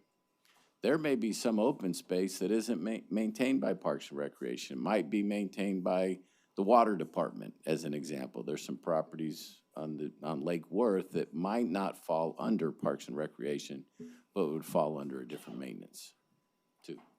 There's also going to be the distinction with the public art component, because the open space will not be subject to a percent set aside for public art because it's intended to be undeveloped, whereas the parks would be subject to the 2% set aside, right. So that it creates a separate set of issues as well. That makes sense. I guess the biggest concern that came up there is that with parks like in Rock Creek Ranch, part of it is being dedicated to parks, and what I hate to see is that it failed because it was its own proposition versus it being in parks, so. Go ahead, Carlos. Roger, I'm going to direct this question at you, David. I know that you're going to be familiar with it. Just so I make sure, where is the money for the intersection improvement at Old Santa Fe Trail and Basswood? TPW is familiar with this. I know William is. Yeah. Where is it? If it's not in intersections, is it in traffic signals? Because my understanding was that was going to be it's part in the of the bucket bond. of money, right? It's Yeah. there? Yeah, it's there. Okay. It's there. So it's under traffic signals? Is that where? Perfect. Yes. Okay. Now, the next question, again, TPW familiar with it, and so will you, David. Gosh, I'm trying to remember. At least a couple of years ago, there's a segment of Marine Creek Parkway from 820 to Long, to West Long, that was talked about. It's a concrete roadway.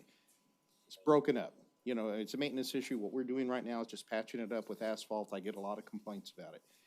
Back in 2018, when we were talking about it, I was told, hey, wait for the 2022 bond program. 2022 bond program's here, and it's not on the list. My question to you, David, was if it's not going to make the bond program list and get its $14 million needed for repairs, how are we going to do it? Do we have a plan B? Okay. All right. Okay.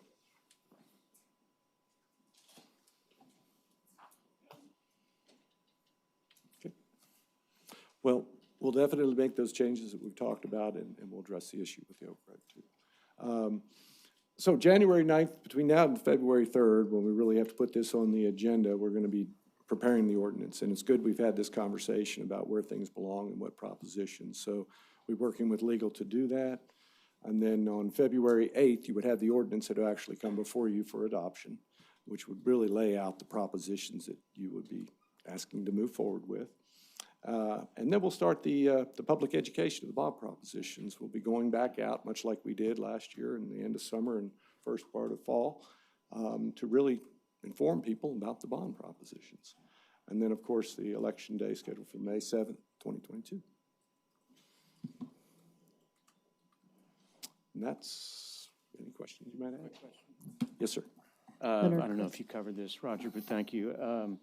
In terms of informing people, how do we go about doing that? So we'll work with the Office of Communication, work with Michelle's group. She will set up a series of meetings. It will probably be by council districts. We're still working on the plan to do it, but much like we did in the fall, it may be something a little different than the town hall meetings where we've actually got scheduled areas, time, and days.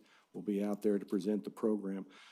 They'll see a lot of what they saw today, but a lot of what they saw in the fall as well. So we'll give them, we'll orient them on where the projects are, describe the projects to the public, again, just as a reminder of what they are.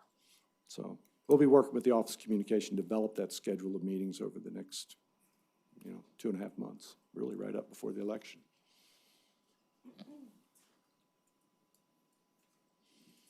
Chris? Yes, thank you, Roger. I really wanted to really just take time and thank David Cook. I spoke with him about reallocating that money from Sycamore Park to Oak Grove Park. That's an area that is surrounded by a huge community. We got 2 major developments that's coming. I actually had a meeting 2 weeks ago with another development that's going to be right adjacent to that park. So I want to thank Richard as well for making those adjustments. Great job. And Valerie for actually doing a ride-along tour. She said it's important for her to see what we really want in the community. So thank you, Valerie. And all of you guys, great work on this. I appreciate you. Anybody else? Yeah, just me. Go ahead, Gina. Have something very, very nice to say. I think it's important that we avoid criticisms that we've gotten before and make sure we have a meeting in each district. Yes, ma'am. Because, too often we've had to come back, I think on 3 occasions, not your fault, but we need meetings in each individual council district. And that's my input with a smile. Anybody else? Roger, you're awesome. Thank you very much. How hard Thank you you. worked. Great job, team. Selling Bibles. 1 bond at a time, door to door. I don't know, his suit's pretty nice for a door-to-door salesman. I don't know.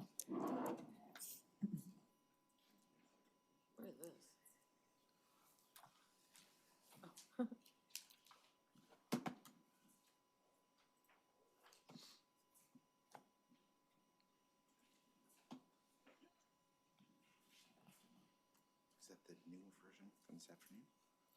That's the only version I've received. Okay, that's not It's the one that you sent to Patricia and told her it was final. earlier today. Okay. It was after the meeting. Should be good. Okay. Well, in keeping with the election theme, and I will try to keep this brief, I realize y'all have had a very long afternoon. Following up on the presentation that Leanne Guzman made in my absence on January 4th, although I was not able to attend, I was watching remotely, and it seemed like the general consensus around the table was to move forward with the May election. We'll be able to leverage with the bond education sessions to kind of make voters aware of what's proposed for the charter election. It did seem like there was general consensus to include a council salary item. It seemed like there was definitely a thought of not bother with the staggering of the terms. That seems to be the sense around the table. I was not clear on whether you wanted to extend the term. So those are the kind of 2 key decision points for discussion are council salaries and whether to extend terms. So we'll start with the council salaries. And let me preface this by saying what's on the slides is just a starting point for conversation by y'all. Ultimately, you decide what you want your proposition to read. So one option this kind of mirrors what Leanne presented in January. One option is to go with a hard number. The recommendation from staff would be if we do a firm number in the proposition that we include a CPI adjuster so that we don't have to keep going back to the voters to adjust. Another option would be to go with a very blanket, council can set its salaries by ordinance. Austin has that set up. A third alternative would be to allow for council to set it by ordinance, but to set a cap so that voters kind of feel like they're giving you authority, but they're limiting it. And then another would be for the voters to be asked to, instead of picking a dollar amount, to set a methodology, like your salary will be tied to X. So I'm not going to read the propositions. Hopefully y'all have the slides. The updated slides should be in your Dropbox now. But the fixed dollar amount would be, should the salary for the mayor be moved to $45,000, to $60,000, and council members to $40,000, and then subject to the local CPI adjustment or average city employee salary increase, whichever is less. Option 2 is, as I said, this one's really simple. This is the simplest of all the bond language, which is, shall council be authorized to set its salaries by ordinance. This next one kind of is a hybrid between option 1 and 2, which is have the mayor's annual salary set at 150% of the average salary for all city employees, and the other council members' salaries to be set at 125%. So ordinance would be allowed, but you'd be subject to those limitations. And the other is to just say, to set it at those rates, that the rate would be 150% for the mayor, 125 for the council. We did the hazard of doing a meeting the day after a holiday. We did run some numbers on some other possibilities of indices we could tie it to so that we don't have to do the 150, 125%. City managers, the average that HR came up with for all managers across the city was 109. So you could do, particularly if you do the ordinance with a cap, you could say not to exceed the average for all city managers. And so there's different ways to structure and skin the cat, but those are the 4 options. You mean employees? You keep saying city managers. Well, so Just to clarify. if you go with the average of a city employee, that puts the number kind of low. So we're trying to find something that was closer to around $70,000, $80,000 as our starting point. And so because we don't have broadly applicable, G level as the feds do, every department has slightly different job titles. We're trying to figure out a class of employees that we could key it to. And so generally those who are classified as managers, the average of all of their salaries is That makes sense, yeah. 109,000. So Yeah, not city managers, but yeah. yeah, no, city managers would be a little higher. Yeah. So, and so at this point, I was kind of hoping to open it up to discussion around the table. I did also look at indexing to outside sources. I wasn't necessarily particularly comfortable with that personally. It's, again, y'all's proposition. To tie it to the district court judge or the county judge, I think keeping it in-house is easier, and there are different ways this could be structured potentially. We just haven't had a chance to fully identify it. But methodology, mechanism is kind of the first question of. Okay.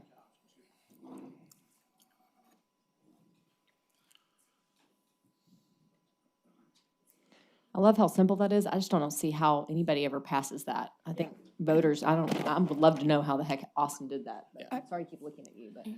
My sense was that Austin, I don't know if they ever had a set salary in their charter, but their charter's silent. So they weren't combating a situation. I just feel like that's a hard hurdle, but that's my opinion, but. I concur. I think that that's a terrible idea. And not only that, but once a year, we'll be flooded with folks that are coming in and, we'll have to deal with that. And then during any campaign, You have to explain all that. Yeah, it'll be, well, all So- they're doing is fat catting. Maybe and we've take eliminated option 2. Yeah, okay, good. We got 3 more to go. I like where we're headed. What also feels more simple, council? There was a document, but it wasn't enough slide. I Okay. apologize, but we do I just have. think the That's the okay. first option that mirrored, I think it was the first option that mirrored this same bond referendum is 2016. Which option mirrored It's option 1. Option 1. Option 1. I would point out that the numbers from the 2016 are now 6 years old, and they weren't particularly high numbers to begin with. So if I you go think- with that route. I think option 1, if you use the same language, update the numbers, it fails again. So it's too complicated. So yeah, I don't disagree with you, Carrie, if it's, even updating the numbers. I really like the idea of tying it to Employee salaries. employee salaries, in particular, a band like or a class like manager. Yeah. And it's appropriate to the level of work that Councilmember's doing. Councilmember Flores mentioned this last time. I think this is also about creating opportunity for representation and diverse representation. So that seems like the best way of doing it without Is option pay 4. being a barrier. Yeah. I'm team option 4. I as am well. too. I like it. And we can, 4, yes, we're 4. good. Okay, as far as the basic mechanism, and then is 4. the preference to tie it? Y'all, this is a record. Well, no, Wait, oh, no, are we doing, no. Was option 5? Carrie, you're okay. Go ahead. Say it out loud. So you're saying option 4, So option 4 is, as originally written, is tied to salaries, average city employee salaries across the board with a multiplier.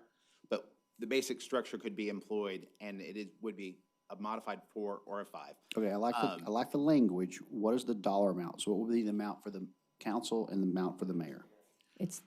So that becomes a question of whether you want to go with a straight, so you could theoretically have, the mayors would be equal to the average of city managers across the organization, which would put you at 109,000. And then I think in conjunction with that, the alternate would be for all other city council members to be, and then that becomes the question to y'all as to percentage, 80%, 85%, and you don't want a lawyer doing a math on the fly. So you're saying when someone asks how much will you pay the mayor, the answer would be 104,000. If you ask someone what council members be paying, they say 87,000. That's $20,000 more than. Dennis, on the spread out, on the sheet you gave, it starts off with 150% being 104,000.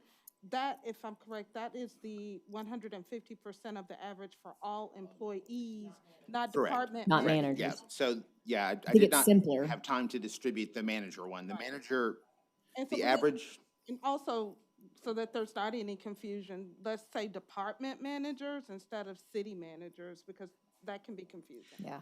so, good, Deanna is back here. So Deanna provided this information. She can drill down a little bit more than I can. But my understanding is that she ran the numbers as of today for all managers across the organization, which is, I think, manager up through department head. I don't know if it included the city manager or not, but that average citywide was 109,098. Okay.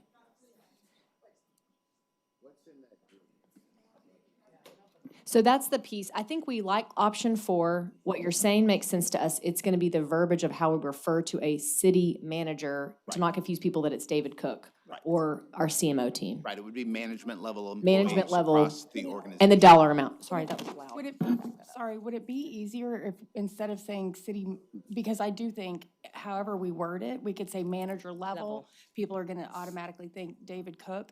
And I know this messes with the dollar configurations that y'all did, but if we could do department directors and then adjust whatever percentage that is of department directors down, because I think for a voter, that's an easier.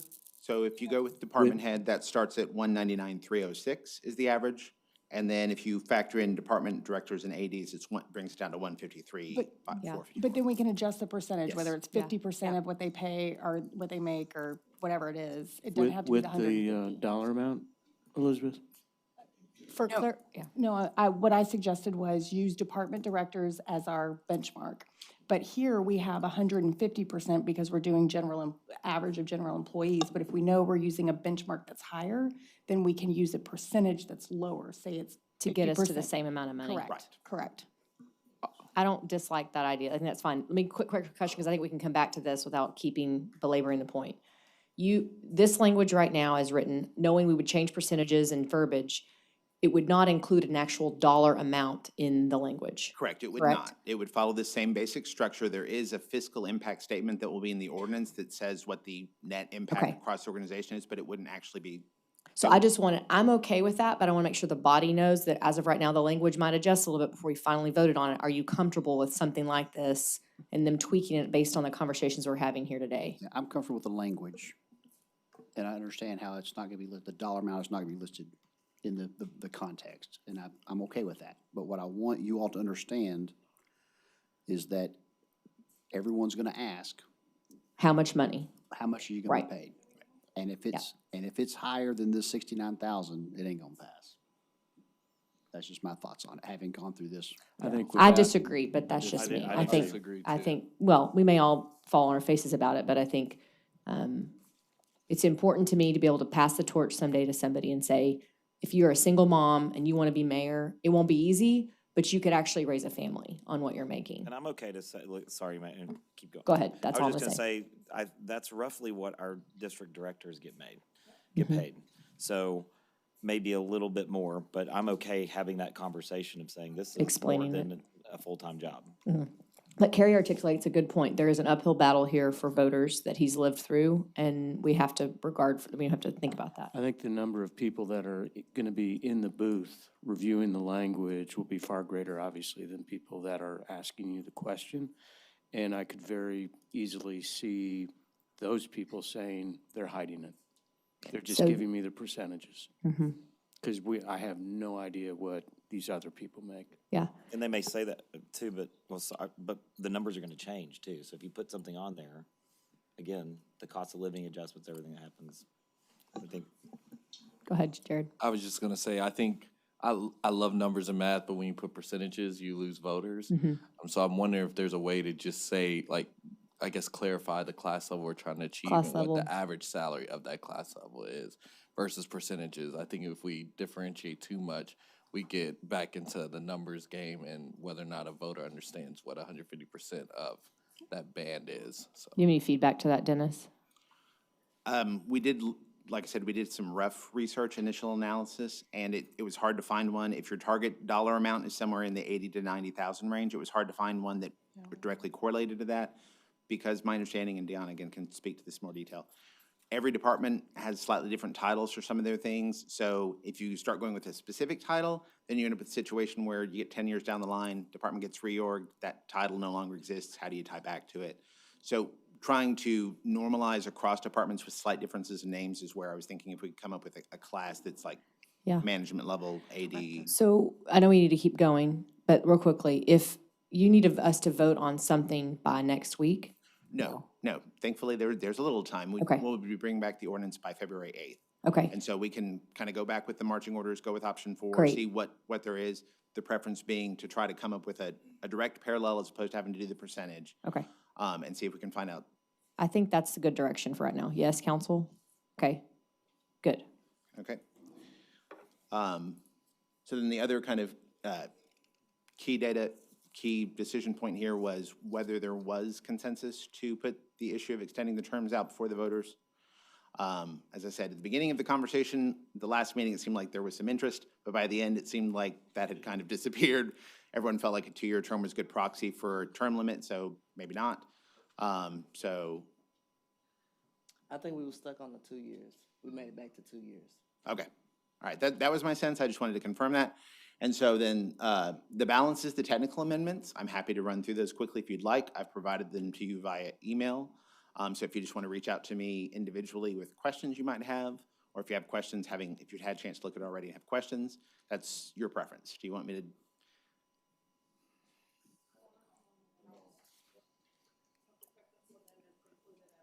I just have a general question. The document that you provided, it says ordinance number, and it goes whereas, blah, blah, blah, and then it says forward proposition F, for, against, shall. Basically, it mirrors this language. Mhm.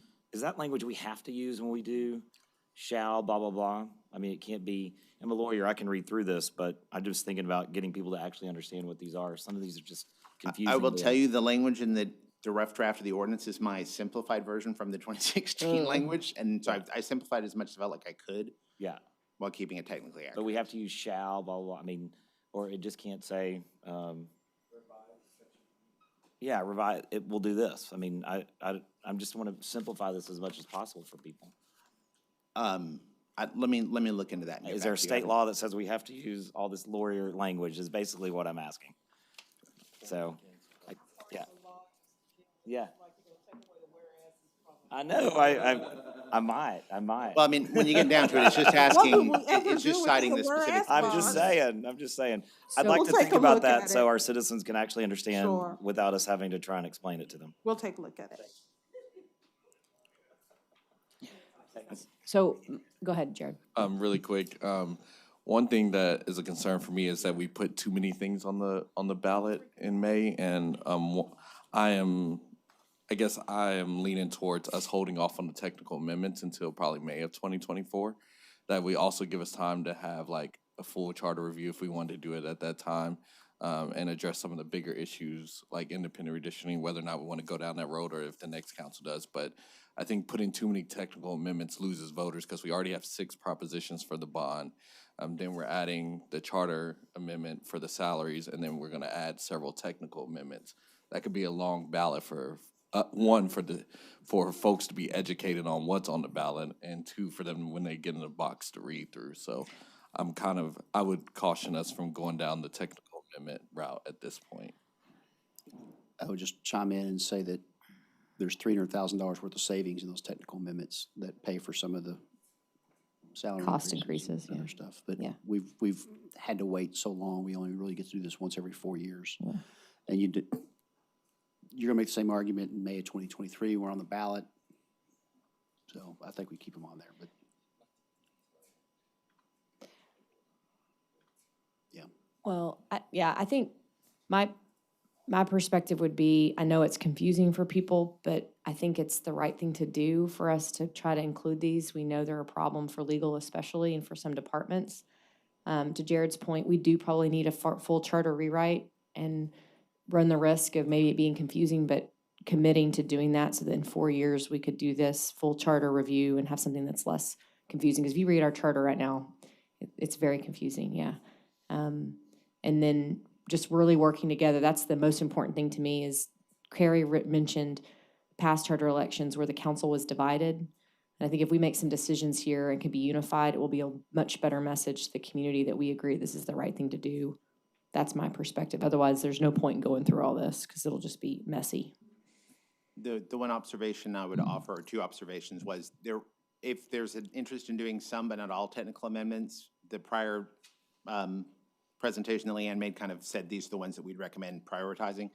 But as Mr. Moon pointed out in the 2016 charter election, with all of the technical amendments passed by a handy margin. So I don't know that it was something where, although it was the end of the ballot and it was not as long a ballot, I don't know that there was something that voters had too much distress about because they are very lawyerly and technical. Gina? I've been trying to be silent, but since Carrie did mention the council was divided the last time it came up. When it came up the last time, I was the first one to be opposed to it and stated that publicly. I didn't think the citizens felt this council at the time was due or deserved a raise. I'm just real neutral about that, but I don't oppose it. I think this council that we have today has brought new energy, new ideas, and a new level of respect, and I mean that from my heart. And so, but as one of those who was causing that division, I'll fess up to that. But I think this is a different council, so I'm still neutral. Whatever you guys do is fine with me. I'm gonna eat no matter what, you know? Yeah. But I just thought I would let you know why at the time. I just don't think the public thought it was deserved. Thank you, Gina. Any other comment, council? No? Do you have the direction you need right now, Dennis? I just want to put it back to the group. Are we good moving forward with all technical amendments? I think the consensus is yes. Jared made some good points, but I think maybe anybody that's really opposed, you need to let Jared know, let Dennis know. When we vote on this at council, is it important to you guys to vote on the things separately about what goes on in the M&C is what I mean? What goes on the ballot? Is that important to y'all? Well, since I brought it up, the cost saving text amendments make sense to Yeah. me. But like if there's text amendments that aren't leading to cost savings, I think it's gonna clog the ballot. So I don't prioritize those. So you can distinguish those, right? I mean, can staff do that? You can, but Break it there's down? one right now I'm staring at that's really important, that really technically is cost saving, Yeah. avoiding major lawsuits. Yes, sure. How many technical amendments were on the last charter election? Do you remember? testing your memory here, I know that. And I wasn't the elections attorney. I think it was about 10. Okay. And This is in the neighborhood of, I think, 15 They all we passed. combined where we passed. could. Most of that was because state law required us to update Okay. the charter. Well, Some of this is residual, just avoiding potential future conflicts with state law. so last time we had add new people, pay for council and terms, and then 10 technical amendments. And now we're going to have pay for council and, Less than 10. yeah, I And think, growth of council too, adding the 2 seats. right, on the last one, yeah. So we're already down from where we were. I say, just do it. Yeah. Okay. Well, if you have any questions on individual propositions that were in what I forwarded to you by email, please feel free to reach out. I'm happy to follow up. Thank you, Dennis. Awesome job.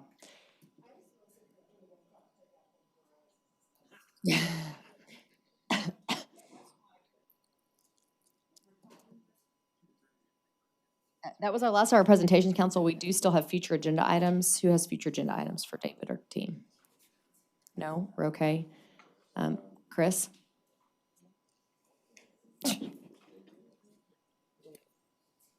I have, whether they're 1 or 2, I'll leave that up to staff, but I would like an IR on the feasibility of providing COVID tests to our small businesses here in Fort Worth. I've had many folks reach out to me and talk about their staffing difficulties and ask if there was something specifically we could do for testing, and I think that's a great economic development and public health initiative. And then I was really alarmed by the graph that Brandon showed us, specifically when it came to the number of our young children that are being hospitalized due to COVID. And so I'd like to see what, if anything, we can do. We have captive audiences in our after-school programs and working with their parents to provide some sort of random testing for our children at our community centers to help detect it as early as possible.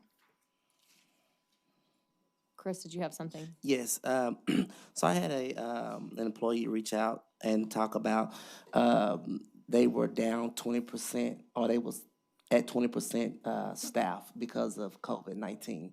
And so I know we may have spikes up and down, but I really want us to come up with a strategic plan where when we have these spikes, they have the ability to work from home.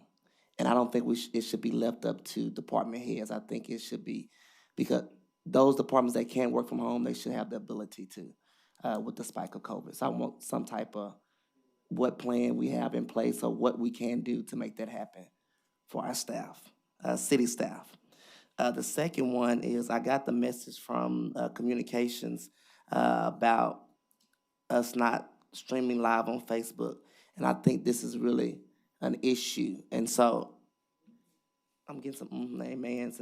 And so I think one of the things that said, if we do it, we have to have somebody watching it, troubleshooting the whole time.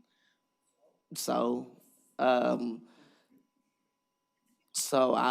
want us to at least come back and figure out we need to continue to do Facebook. That is a great message to get our city council meetings live. Well, I think the other clarification, and Michelle could talk, we can have her come back next Okay. week to talk about this, but was that Facebook staff was recommending YouTube as a better option to bear, and you could still do live YouTube.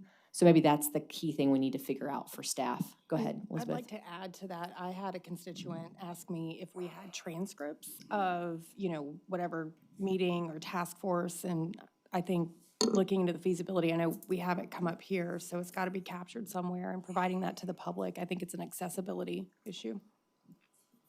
Anybody else? No? I have 2 quick things. David already knows one of them. City of Dallas is doing something pretty innovative. They're creating a nonprofit focused on economic development. They're using $7 million of ARPA funds. David's already on it, but I'll just mention it, put it out in the universe as something we're going to explore to make sure there's not some feasibility here. And the second thing is pools. Sorry to kick an anthill, but I think it's time for us to revive that master plan and talk about aquatics in Fort Worth. And the time is right because of our community survey and our bond election, but something we can do in the next year. That's it. Anybody else? Meeting adjourned.